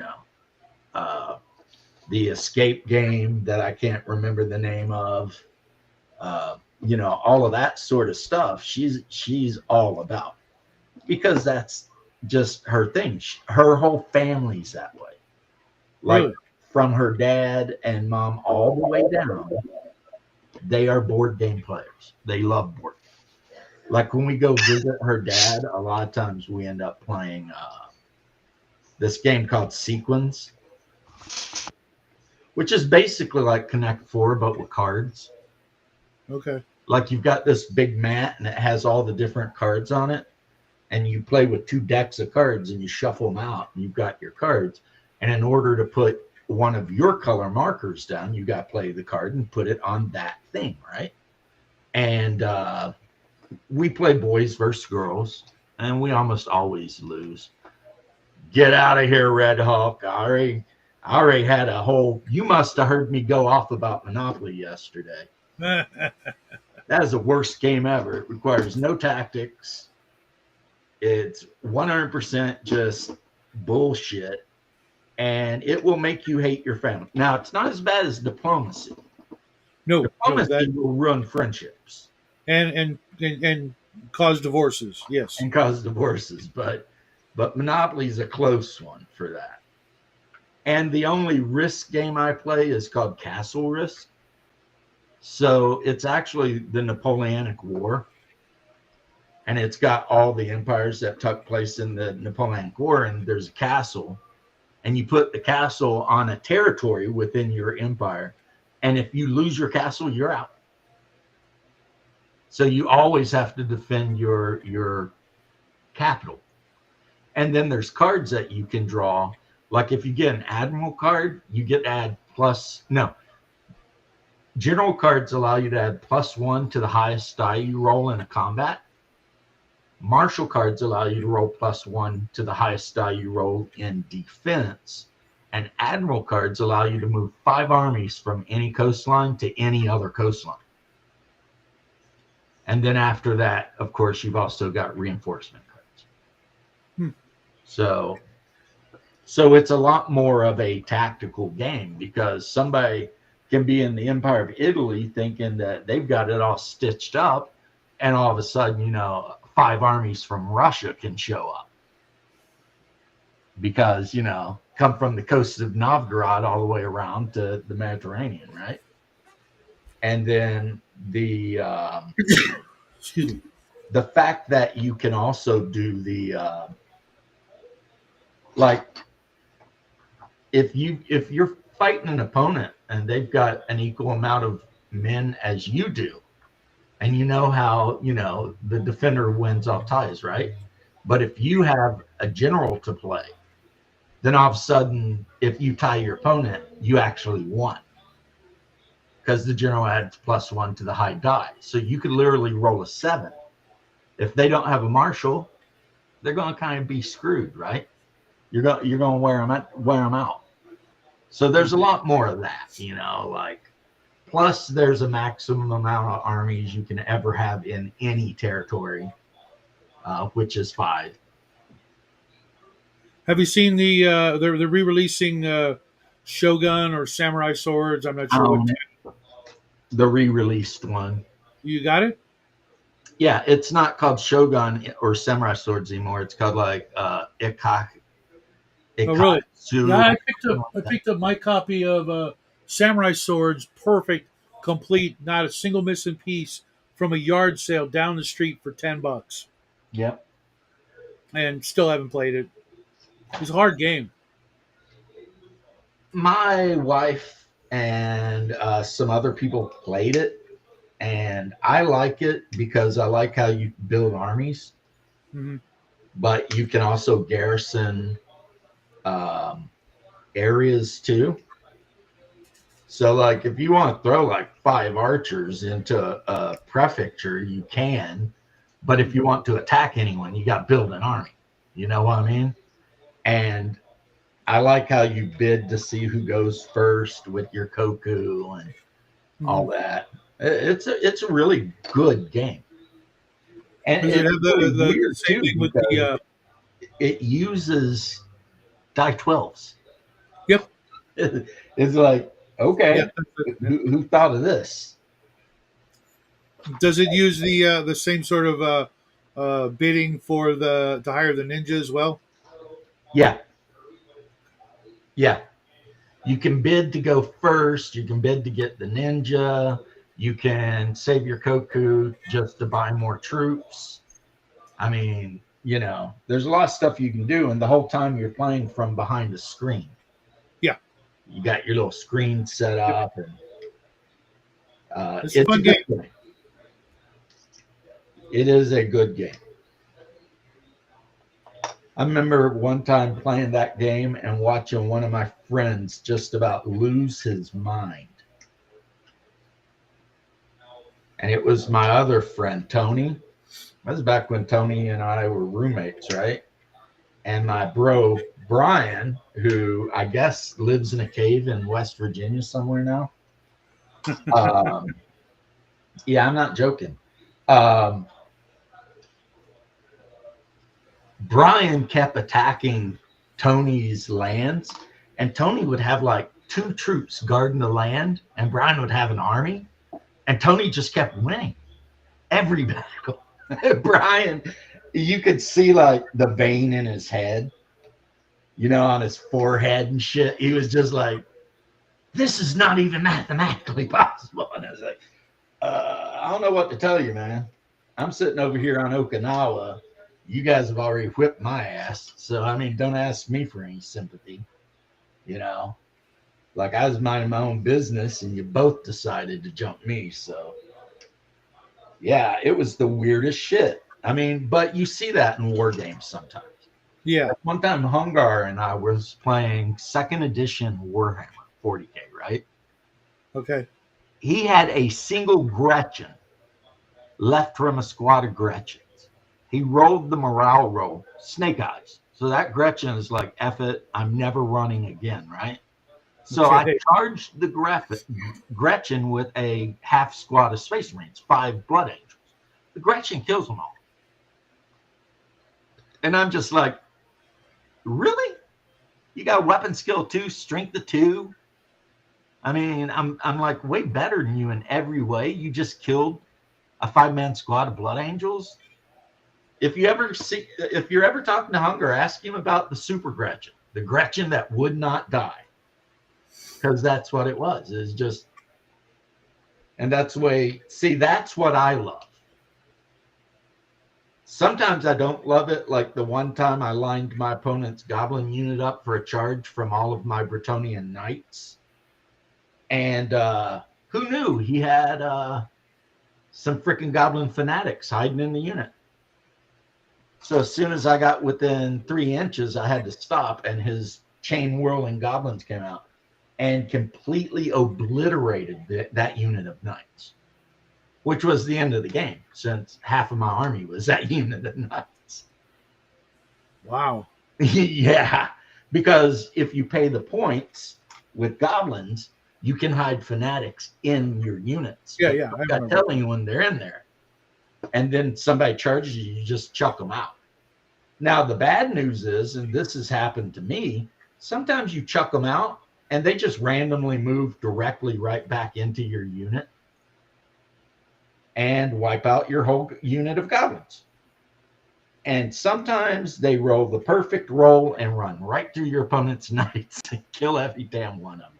I mean, back in those days, they were like strength 8, which made them AP -4, which meant my knights didn't even get saves, you know. Hmm. They just ran through and crushed everything. But see, that was a fun game. And to this day, I miss that bastard. He was a buddy of mine. He was in the Navy. And we lost touch. And I really wish I knew whatever had happened to him and stuff, you know? Yeah, a couple of friends of mine like that too. But at our age, it's more likely than not. Well, my biggest problem is I forgot his name. Oh, That's That kind of a does not huge help. problem.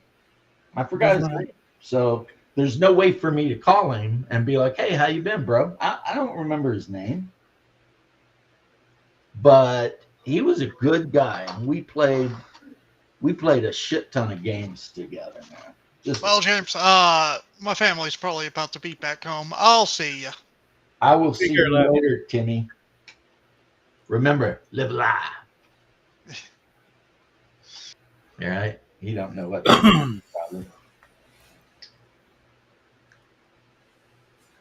It's Timmy and the Lords of the Underworld. Da-da-na-na, da-da-na-na. That's a South Park thing. Yeah. And the I'm heavy still metal behind band. on South Park, and lately just not in the mood to give them any of my time. Parking gathers money from taxes and such if you land on fight a dragon and take the money. That's cool, right? Well, I do have the board game Dungeon, like the latest one. And my wife and I have played it a couple times. And it's a perfectly fine game to play, There's nothing wrong with it. I like how they added classes. So What was it before? Just like race? yeah, but now you can play fighter, thief, cleric, mage. And if you play the mage, you can pick your spells. Like you can pick I'm trying to remember the rules for that game because I had it for a while. I don't know what The rules are super simple. You roll a die. That's how far you move. And if you enter a room, you flip a monster card from a deck that's the same color as the room. And yeah, that's pretty much it.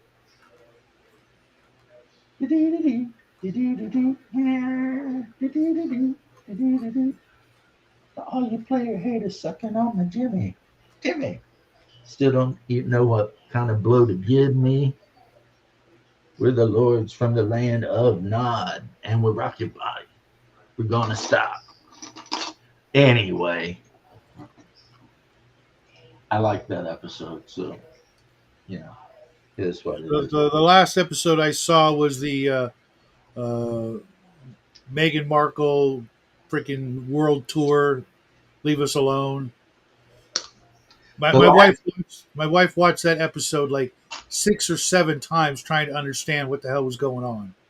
And my The son, last episode I saw was the Game of Thrones one, where they were trying to decide whether to get PlayStations or Xboxes, and it turned into the Game of Thrones. Like they were all betraying each other and all this kind of shit. Like they were meeting to discuss it at Red Robin. Mm-hmm. So the Red Wedding at the Red Robins, all this kind of crazy shit. And it was kind of hilarious because Cartman was playing like a girl. And he kept taking people he was trying to get on his side into this old man's garden, like backyard. And the old man would always come out the back window and be like, "Get out of my yard, you hoodlum." And then by the time it was mostly through, Hartman's back there like trying to talk someone into joining his team. And the old man pops his head out and he's like, "Don't listen to that fat fuck. He's been bringing everyone here and telling them the same thing. And Cartman's like, hey, shut your mouth, yo, man. Okay. And then they went to get R.R. Martin, and they were exposed to a acapella rendition of Floppy Wiener, because apparently they were making fun of R.R. Martin for being obsessed with floppy wieners. So I the think I saw whole that episode. this was like, I think 1 or 2, but yeah, the whole thing was like the Game of Thrones soundtrack, dun dun dun dun dun dun. Except it was Wiener, floppy Wiener, floppy Wiener. God. Yeah, they were making fun of R.R. Martin hardcore. You know what I mean? Uh-huh. About his obsession with floppy wieners. Like Butters was supposed to watch Game of Thrones and then report back to Cartman about what was going on in the movie so Cartman would know. And Butters quit because he was just like, look, I've been trying to watch that show, but every time I turn it on, there's a floppy wiener in my face. And I don't like it. So he just quit. He's like, I'm not watching it anymore. I mean, Yeah, Butters is definitely one of the best new characters in a long time. Yeah. It's funny that you say the best new character, Butters. He's been around for like 15 years. Yeah, but I mean, of all the characters they've made since then, he's kind of. Yeah, Butters Stomps or something like that. And before he moved to South Park, he was a professional tap dancer. And he stopped tap dancing because during one of his shows, he killed like everyone. Yeah. His shoe came off or something. His shoe came off and it hit like a lamp, and the lamp fell down and like crushed the whole front row. Yeah. I like the one where Butters thinks he's a vampire. I haven't seen that one. Oh yeah. The vampire kids convince him he's a vampire by making him drink Clamato. So I don't understand how people can drink that crap. Yeah. I'm not saying anything because I've drank it, but anyway. Yeah, so the vampire kids convince him to drink the Clamato. They tell him it's blood. So he drinks it, and they're like, you're a vampire now, right? So then he stops eating, and he also stops listening to his parents. There's like a scene where like his dad is like, Butters, you're grounded. You go to your room right now. And he looks down and he's like, how do you ground that which is ungrounded? And then he runs, blah, right? And then he's starving, so he breaks into Cartman's house. And Cartman wakes up with Butters sucking on his neck. And Cartman's like, Butters, what are you doing? And so Butters runs and jumps out the window, and you hear him like crash into the garbage can, and ow, and all that. And then Cartman's like, Mom, Butters was just up here trying to suck my neck. Okay, dear. It's like she gives a shit. She don't. It's like, and eventually they convinced him he wasn't a vampire. And then they took the leader of the vampire kids and dropped him off in that town where they have all the country music festivals out west. Branson. Oh, okay. Yeah. Yeah, they got the heavy set goth girl, Henrietta, to take her mom's car and drive them all the way to Branson to drop. And then they open the back of the trunk and they chuck him on the side of the street and close the trunk and leave him. Huh.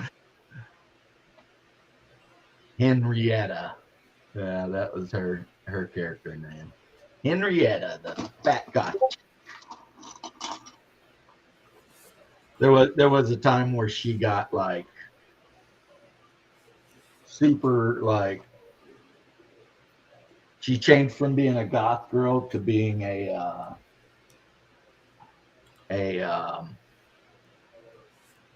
hipster or some shit. And it caused a bunch of commotion. Like her friends are doing everything they can to try to get her back, you know. And then in the end, it turned out there was really no difference, you know, between the hipsters and the goths and the vamp kids. They were all the same.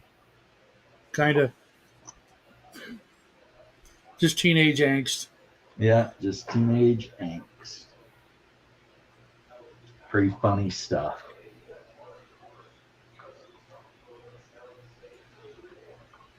And I'm pretty sure I won't ever have to worry about that with Jackie. Oh, I hope not. Yeah.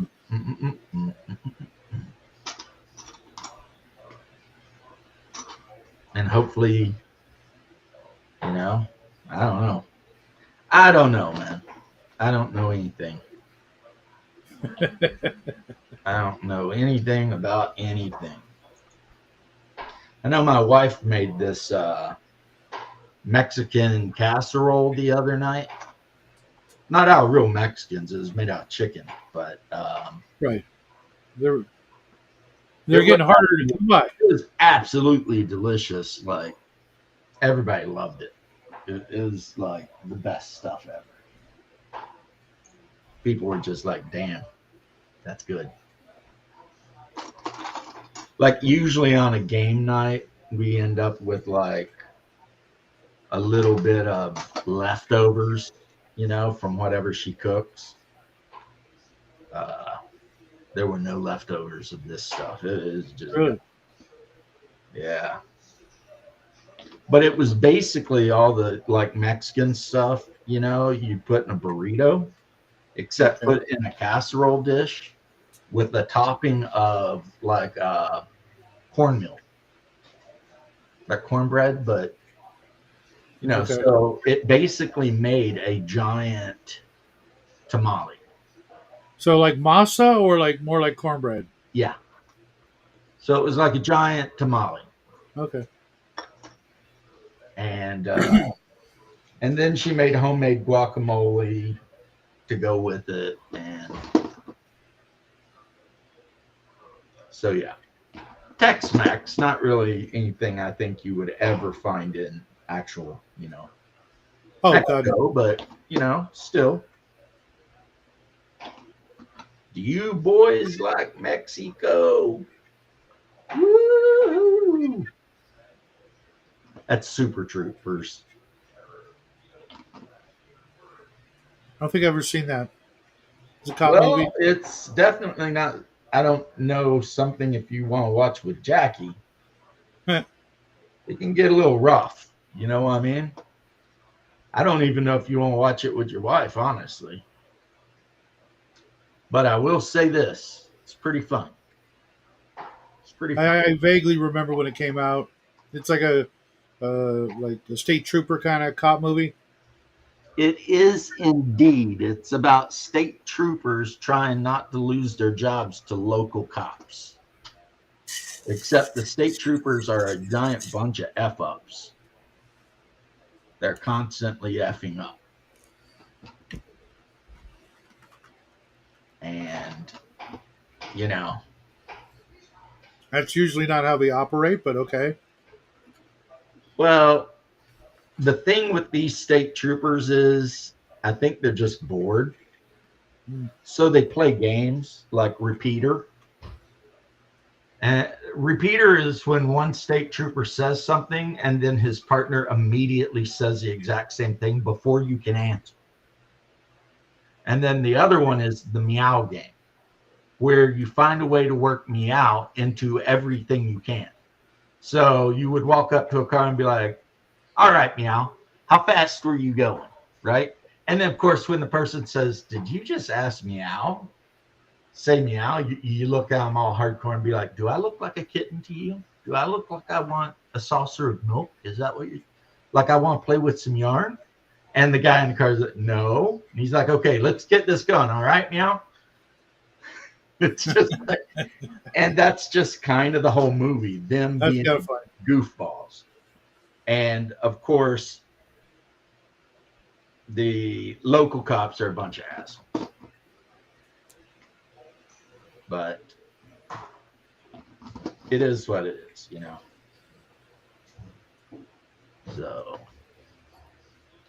all right. This is a big building right here. This one's all right. I don't know what I did with all my Epic stuff. I must have boxed it up because it was like That right is too down bad. here. Because of all the gaming stuff I own, this is the stuff that will take up the least amount of space. You know? Yeah.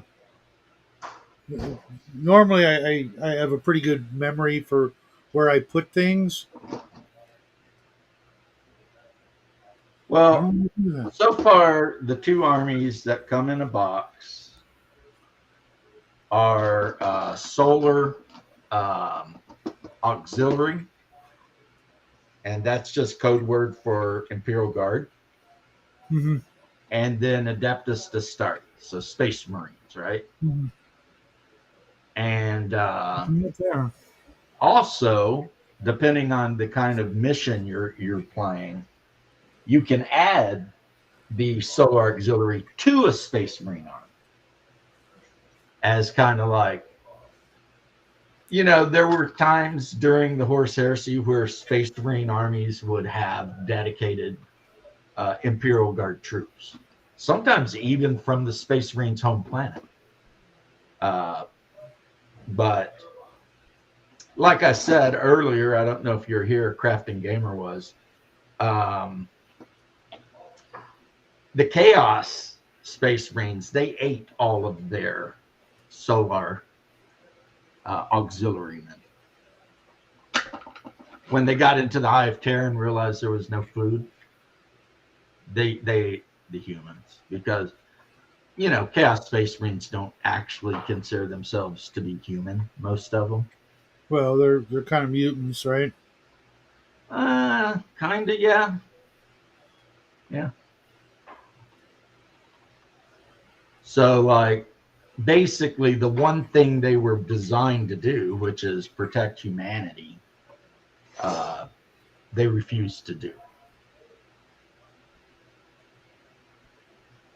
And like I said, I'm going to be painting a lot of red, but what I'll do is I'll actually probably have to maybe I will hand primer them really thin with this. I might even water it down just a little bit. And then they will get corpuscle red. And then I'll pick out details. And they'll be Blood Angels. Because that's the only Legion I ever play. Because I'm cool. That's right. Legion 9. Space Vampires. But if I ever were to decide to spend more money, and I don't know that I will until I get some games in and I see how I feel about it. If I made a Trader Marine unit, it would definitely be Emperor's Children, which means I'd have to be painting a bunch of purple. Uh-huh. I think I had a small army of them, and I think Dark Angels and some Ultramarines.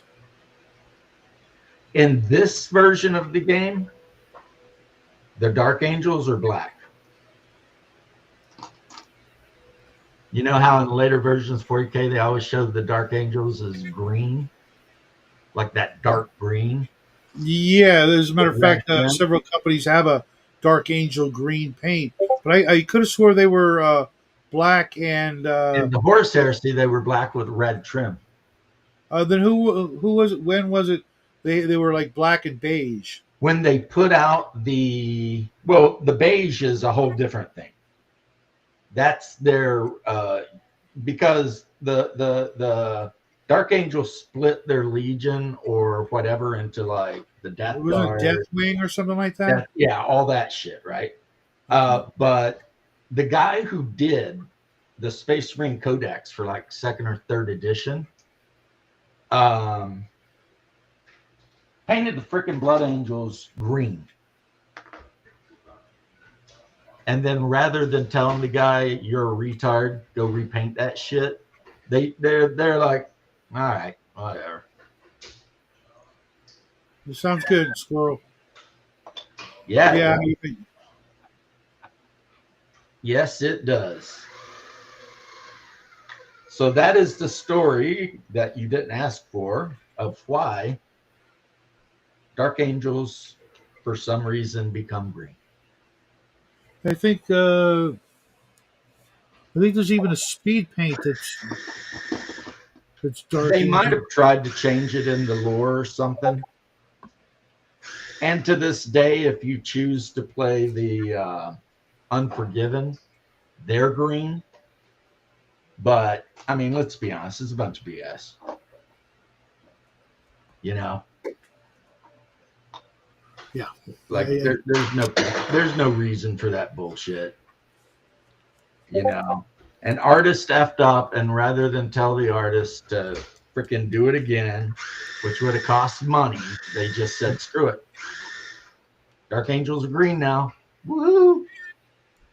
Yeah, that's kind of dumb. That's our beloved Games Workshop for you. Yeah, That's how I can't even think of like a lore reason why they would do that. They were so famous for, the black. You know what I mean?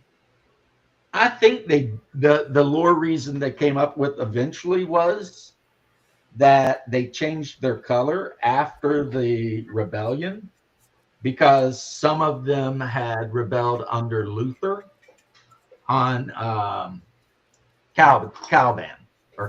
Caliban. Yeah. So they changed their armor so that, and in modern Warhammer, the Fallen, which are, the original Dark Angels, you still paint black. So, I mean, they did kind of come up with a reason for it, but the problem is, if you know the real reason, then you're just like, bah. Yeah. But, I mean, see, I remember a time when the Blood Angels were the shit.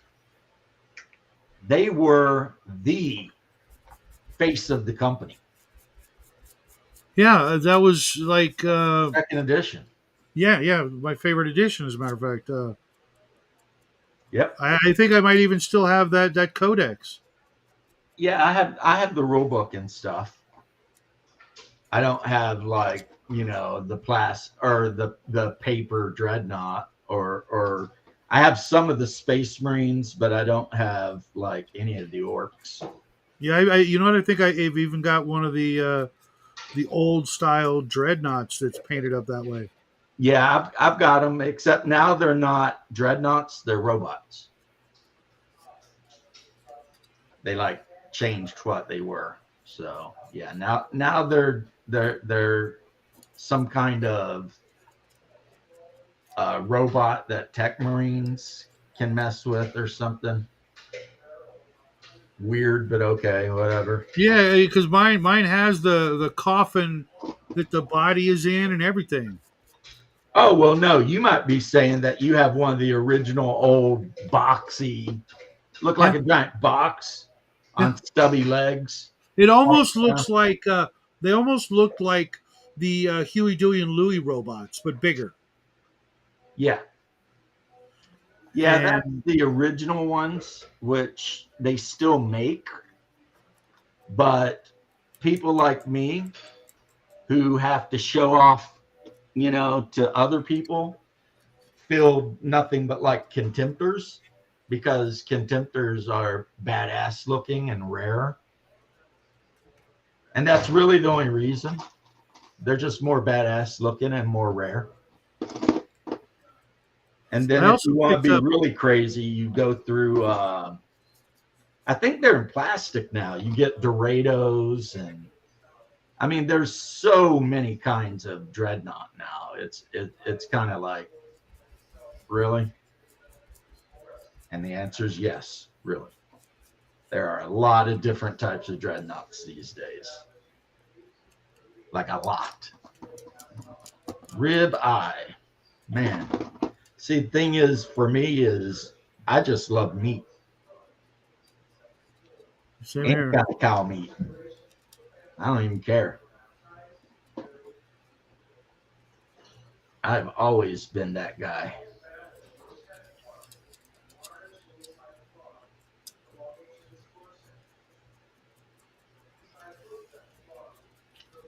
But so I need to take the book out of the box and actually read up a little bit to figure out whatever. I was watching this guy online, and he's basically warning everybody to be aware that if you want to build a really good epic game, like if you screw up, you're going to end up spending like a shit ton of money. How so? Because you'll end up buying a lot of stuff that you end up never using.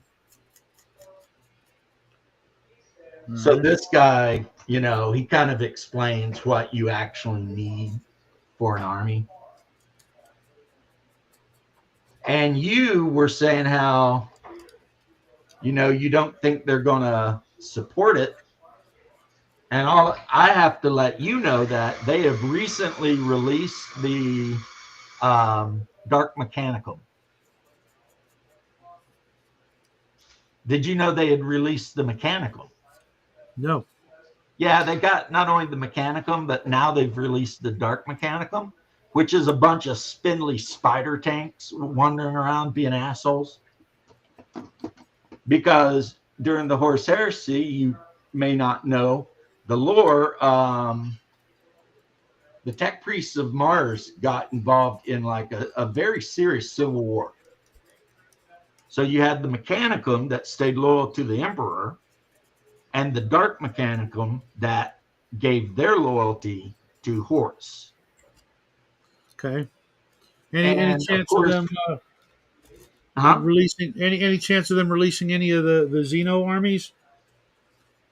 I wish they would, because I mean, we know for a fact that the Emperor's last official battle as the leader of the Crusade was against an Orc warlord, because they had encountered an Orc empire and they ended up crushing it. So I really wish they would add those. I don't know if they will, though. But I mean, I'm with you there. I wish they would, you know. And that's, see, me and Hungar got around that because the original game that I have is 7th edition, right?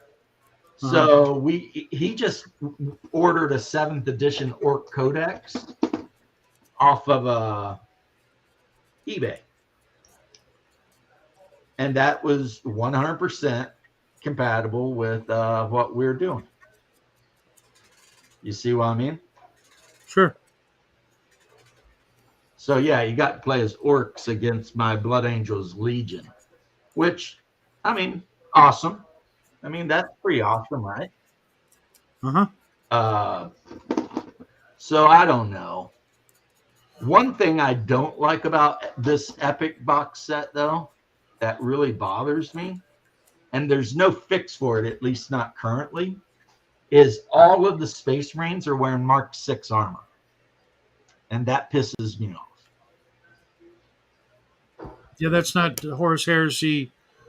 It was released during the Horus Heresy, but much later in the Heresy. Okay. When the Heresy started, everyone was still wearing Mark 3. That's what I thought. Or Mark 4, Iron Armor. And then they went to Mark 5, which was called Heresy armor because it was basically just made out of whatever they could get their hands on. And eventually Mark 6. I personally would absolutely freaking love seeing, and I don't know if it's canon or not, but seeing the Necrons in that scale.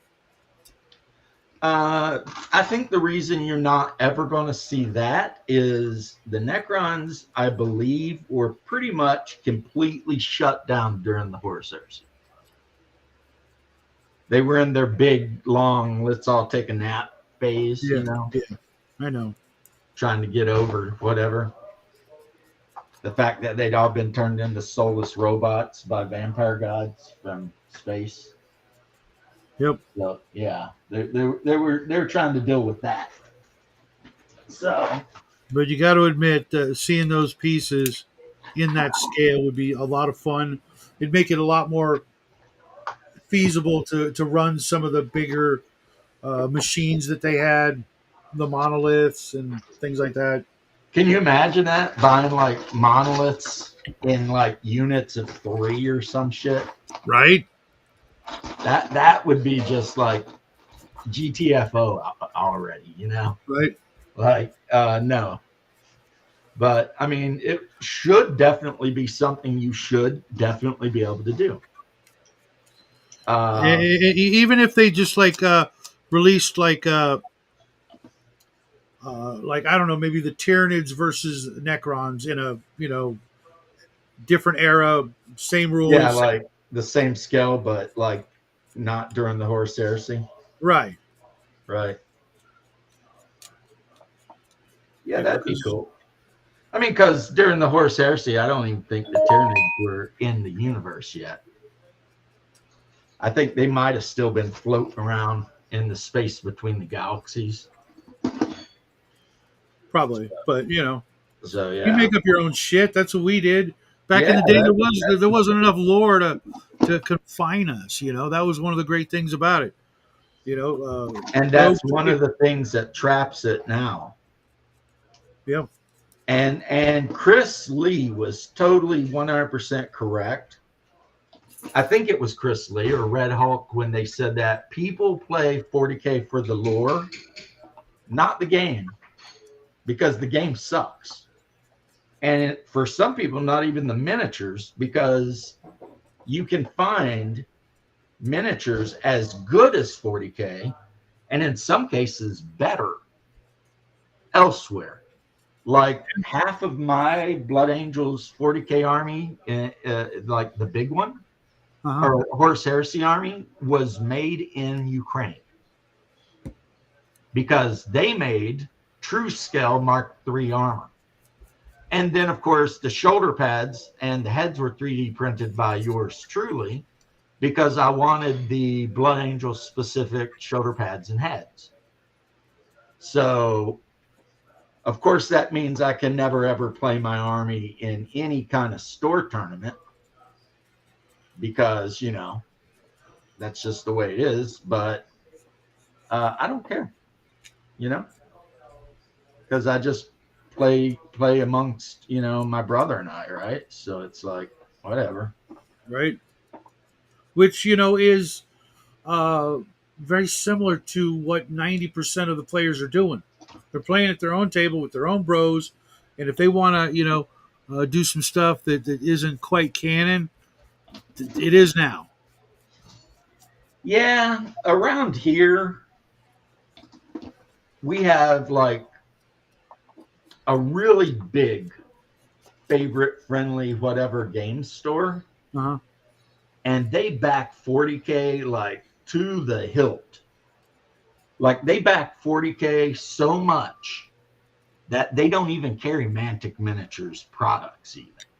Really? I was just going to mention I got my Epic Warpath Kickstarter coming in the mail the next week or so. And they will not even carry Mantic stuff. And I have been told by the game manager and the owner, the reason being, of course, because 40K keeps track of like how much shelf space you give them, etc. Yeah. And if you aren't doing what they want you to do, they will cut down on the amount of product you can order or that they'll send you, etc. And if you're egregious enough, they'll just make it where you can't even stock their materials. That is so petty. Well, I mean, to be fair, they did open up a Games Workshop store in our region, and my favorite local comic shop crushed it. So they ended up having to close the Games Workshop store because it couldn't compete with the Cosima Comics. But I'm glad to hear that. Yeah, The but local guy does good, you know. well, I mean, local guy, you have no idea. I mean, Phil, who owns the Cosima Comics, he actually owns like 9 stores. He owns basically every major game store in the Southeast. He's even spread up to Georgia, I think, but he's got like 8 stores in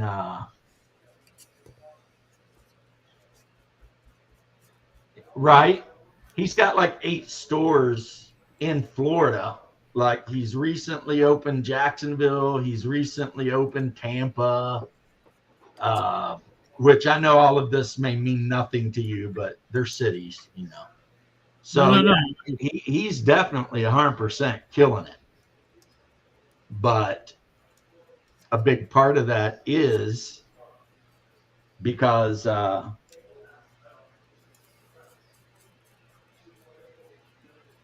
you know, he out 40K's 40K.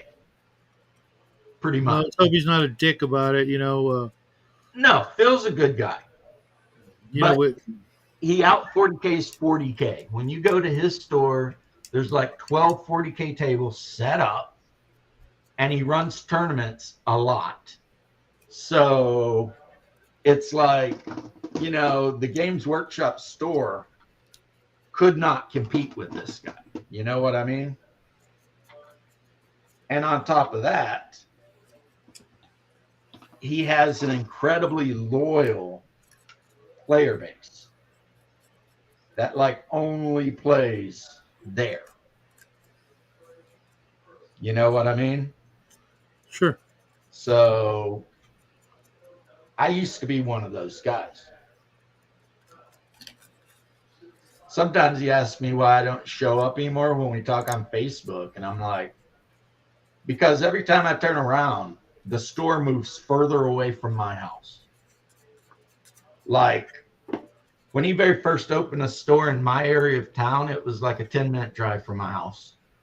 Then he moved it and it became like a 15-minute drive, which still wasn't horrible, you know, whatever. Yeah. And then he moved it and it became like a 30-minute drive. And now it's like an hour away. And he's like, oh, yeah, but we're doing such great business. And I'm like, cool. I mean, I'm glad for you. But not with me, because me being willing to spend 2 hours in a car to go to a comic shop, yeah, get out. Yeah. That's not happening, you know. And that's pretty much it. That's pretty much how that went, you know. Like I just can't see. Yeah, I just can't see myself spending that amount of time, you know. And of course, when my doctor told me I could no longer drive, that would mean that I would have to beg for rides from my wife. And I love my wife way too much to have her spend 4 hours on a Saturday in the car driving through, you know, traffic. Yeah, hell and back. Traffic. You know what I mean? What's up? Oh, yeah. Bill? Hey, Robert. Yeah. Underneath those tables is all the terrain I bought that I gave them, or built that I gave them. Yeah. And here I am building terrain again, Big Rob. Who BRC is, we call him BRC. He's one of my off and on long-term players. But I'm building these right now, BRC. That's a big building, actually. You can fit like a whole damn platoon of infantrymen in there. Actually, Like six stands on top. 8. Oh, really? And a tactical squad is 20 tactical Marines, 5 to a base. Because, I mean, Space Marines were organized different during the Horus Heresy. So I ended up with a pretty decent selection of buildings. Of what? A pretty decent selection of buildings. Oh. And some of them can be stacked on top of other ones. Yeah, that was one thing I liked about the new buildings, even though I really like the old ones, the cardboard and plastic. I still have the ones from the original Space Marine game, the second edition, and the Titan Legions box set that came with the Imperator. So I've got a pretty decent city. And I was just looking up there. I've got the Robotech RPG Tactics Kickstarter miniature game. And since it's all 6 mil, I can use those for that as well. I've got a bunch of the cardboard skyscrapers from Alpha Strike. I could always throw those down. Yeah. Now, the good thing about this is I've got, a good chunk of, because you play on like a 2 foot by 2 foot board. So I've got a good chunk of terrain out of one box. Just 2 feet by 2 feet, really? Yeah, I think so. Yeah, 2 feet by 2 feet. See, that's not epic. It's very what I mean? Well, when I think of epic, I think of like, having like 10,000 points in army. You got a half a dozen Titans, a couple of, companies of tanks, a couple of companies of infantry or Well, according to the British guy I was listening to, if you wanted to make like a 3,000 or 4,000 point army in this, be ready to drop like a cool G. Yeah. And that's if you're really careful about it. So a lot of people end up with their 500 point army, which you can make basically from the starter box and maybe a couple other things. Yeah, that's not epic to me. Epic to me was always 500 points, homeboy. I can have 100 Space Marines on the table. Let alone the Imperial Guard that can have just shit tons of heavy tanks everywhere. Like a Baneblade don't cost that much. It's 100 points. And of course, because it's 8 millimeter, that thing is like this big. Yeah, I've got probably about a dozen Baneblades for the original. Yeah, those are baby blades. But they're metal. They're actual metal. Yeah, which is nice. Not really. I hate metal miniatures. Well, when it came to epic, there was no customizing the tanks. You paint them, you're done. That you're good. Right. Well, here is a turretless Predator tank. Mm-hmm. Because it comes with more turrets than you actually need for the tank. It comes with 2 turrets for each tank. So that means if you want one turret with the autocannon and the other turret with the dual las gun, you can do that. Now, the side sponsons are not quite so negotiable. But at least the turret is, because the side sponsons, you're going to have to glue those on. But, yeah. But at least I just came across a Ultramarine. I think it's a Predator that's missing a sponson, and I have no idea where it is or where to get it. It's like a second edition. I still wish oh God. When I think about it, I used to have literally every freaking vehicle except Orcs and Chaos. That meant Imperial Guard, Space Marines, Eldar for everything second edition. Every freaking thing. Well, see, the thing is too, I don't know how much you know about like the solar um, auxilia, but Very little. it's the Imperial Guard, but from the time of the horse heresy. Uh-huh. So it's the Imperial Guard, except they're badasses. You know what I mean? Like their equipment is freaking brutality. Um, like one thing I did order for my Auxilia guys is I ordered a box. It was $29. And it come with 8 Earthshaker cannons, Okay. which is basically a company. Because I figure if I'm playing the Auxilia and somebody wants to be a smartass and try and hide in some rubble or some shit, I'm just going to start artillerying them until they cry. Yeah, that's what Imperial Guard used to be all about. It was just, basilisks and what was the other one? Well, you Not had the the Manticores.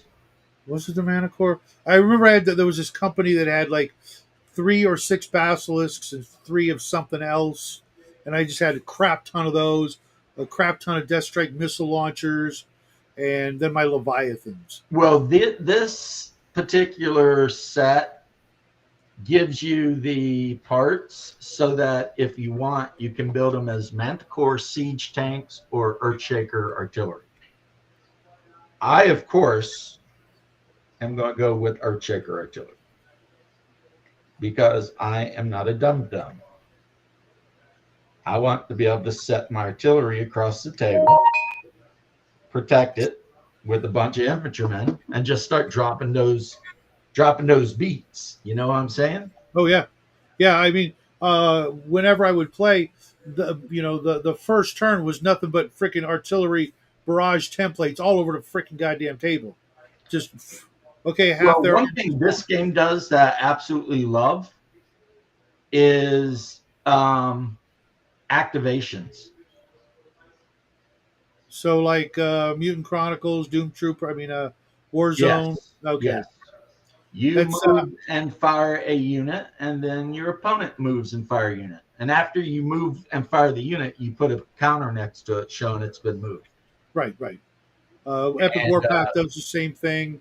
Pretty Void much did all the the same good games do it. Yeah. There's nothing worse than sitting there waiting for your opponent to freaking shoot every single unit of his, and if there's anything left of yours, you get to fire back. Yep. It is indeed a frustrating thing to deal with. What was it?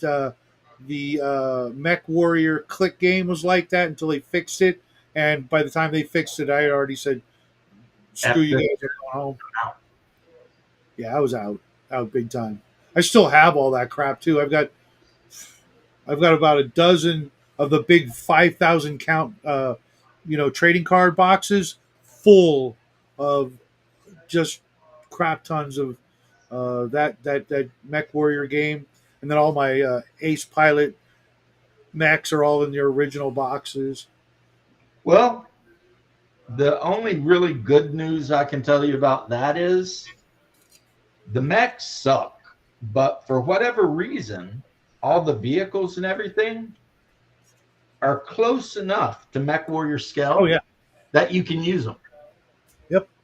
Like all of my vehicles and everything, I just popped them off those stupid clicky bases and mounted them on hex bases. And that was it. You know what I mean? oh yeah, And it works great for infantry too. yep. The elementals and Infantry or power armored infantry, if that's what you're doing, you know. check this shit out. Is Hold that on a that second. demon you've been working on? Oh, you went with cold, huh? With what? Cold?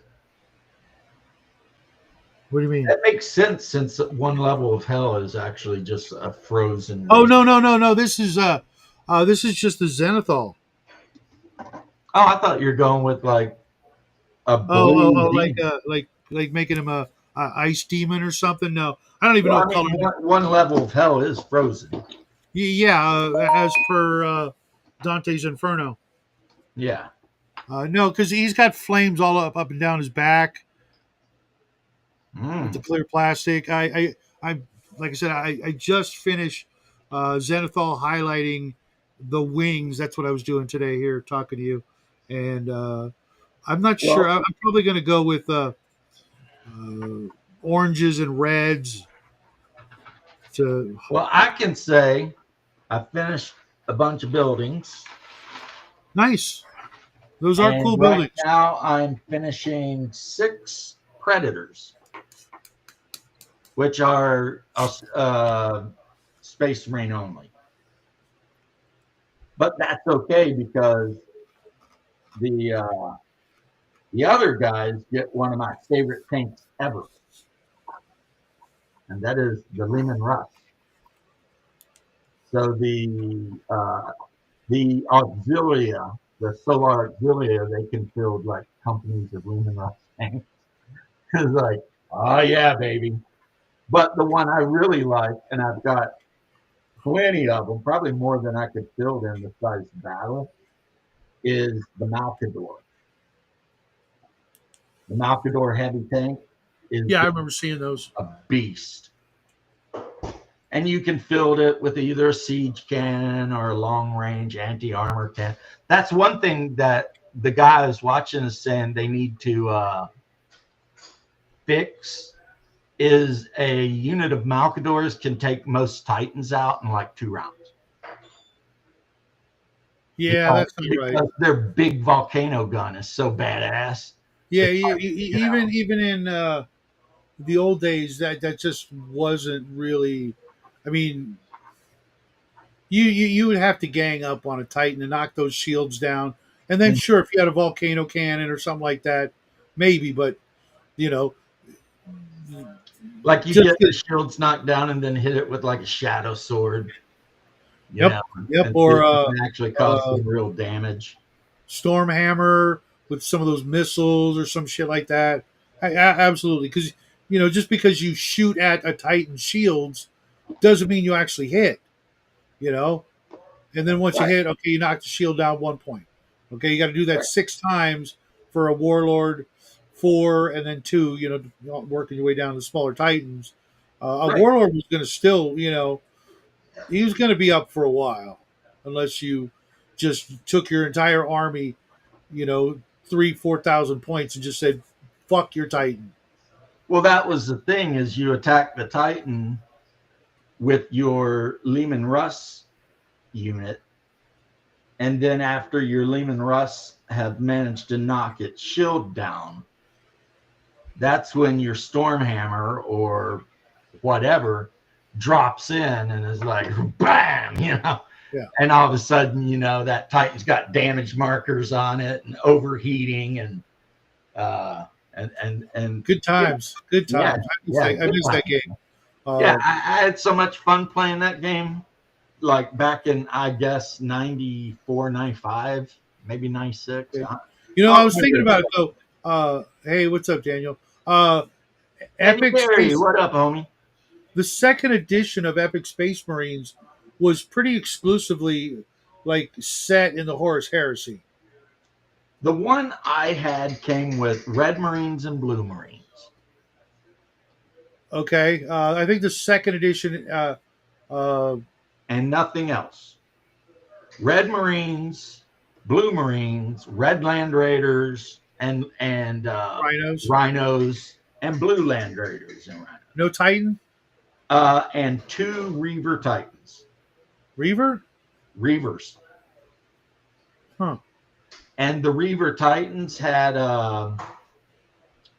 detachable arms and detachable weapons. Yeah, the same with the one that came with the Warlord Titan, and then the other one came Epic Titan Legions or whatever it's called. I had to separately buy the Warlord Titan kits. Came with 2 Reavers. Hmm. But But then they released all the orc stuff, and you could buy like Gargant, Was Gargant, the, Mega okay? Gargant. Were the infantry stands Stompers. square or rectangle? They were square Okay. with I don't 5 remember guys on them, and they Yeah, looked yeah, like little mushrooms because they were such small little. Yeah. I still have a crap ton of those, but that believe it or not, it's the plastic infantry that's the hardest thing to find for Epic. I can get the metal vehicles like no problem. Well, because they're all Plastic- recasts. Eh, maybe now, but back in the day, it was easy to get, on eBay, mind you. Not Right. this was about 15 years ago when I was just, you know, Jackie was like just a little baby, and Remember I was what like, I told you though about my Man-O-War thing? Yeah. I bought some metal Man-O-War ships on eBay, and when they showed up, it was obvious they were recast. that's fucked up. Super obvious. Oh, I didn't give a shit. I put masks and cells on those bitches, and on the table they went. Yeah, I miss my Bretonian. Because I mean, they didn't charge. It's not like they charged me $200 for it. It was like, you know. Okay, that's fine then. I miss my Bretonian fleet. I was damn near undefeatable. It was the I best don't miss my Bretonian fleet. because it's right there. Yeah, Man, my Bretonian rub fleet. it in. And I added rat lines, and I added good plastic cells, and Nice. oh yeah, Such a fun game. I just oh, getting some I never got broadsides rid of on it. that bitch ass. because I had every fleet except orcs, so my friends could just play. What fleet do you want to play? I'm playing Bretonian. I had the Dark Elf, the Black Ark, and all kinds of sea monsters. I had the freaking all the flyers, all the sea monsters, all the just all of it. Well, all the I've got my Pegasus. I have literally every fleet, including Norsemen. Yeah, those are fun. And Hungar either always plays Empire Dwarves, Hmm. and I almost always play Bretonian, but every now and then I'll reach out and play Chaos Dwarves or Dark. I got to admit though that the Empire's Man of War, if you will, the big bad boy, that wasn't a bad ship. That was a pretty badass ship. The thing that makes the Empire so good is while it might have less guns to a broadside than a Bretonian ship, it has guns facing every direction. Oh yeah. It's got like 3 to a side, 2 to the front, and then my favorite Imperial ship, of course, is the Wolf ship. Those are the little ones, right? Huh? Those are the little ones, right? No, that's the medium one that runs in squadrons of 3. Okay. And the reason I love them is they've got like 2 broadsides to the sides, 2 to the front, a sail, and oars. So they basically don't give a shit about the wind. Yeah, but there's I'm something. going to take off. My wifey is about done with dinner. Oh, okay, early. All right. See you later, buddy. See you later, man.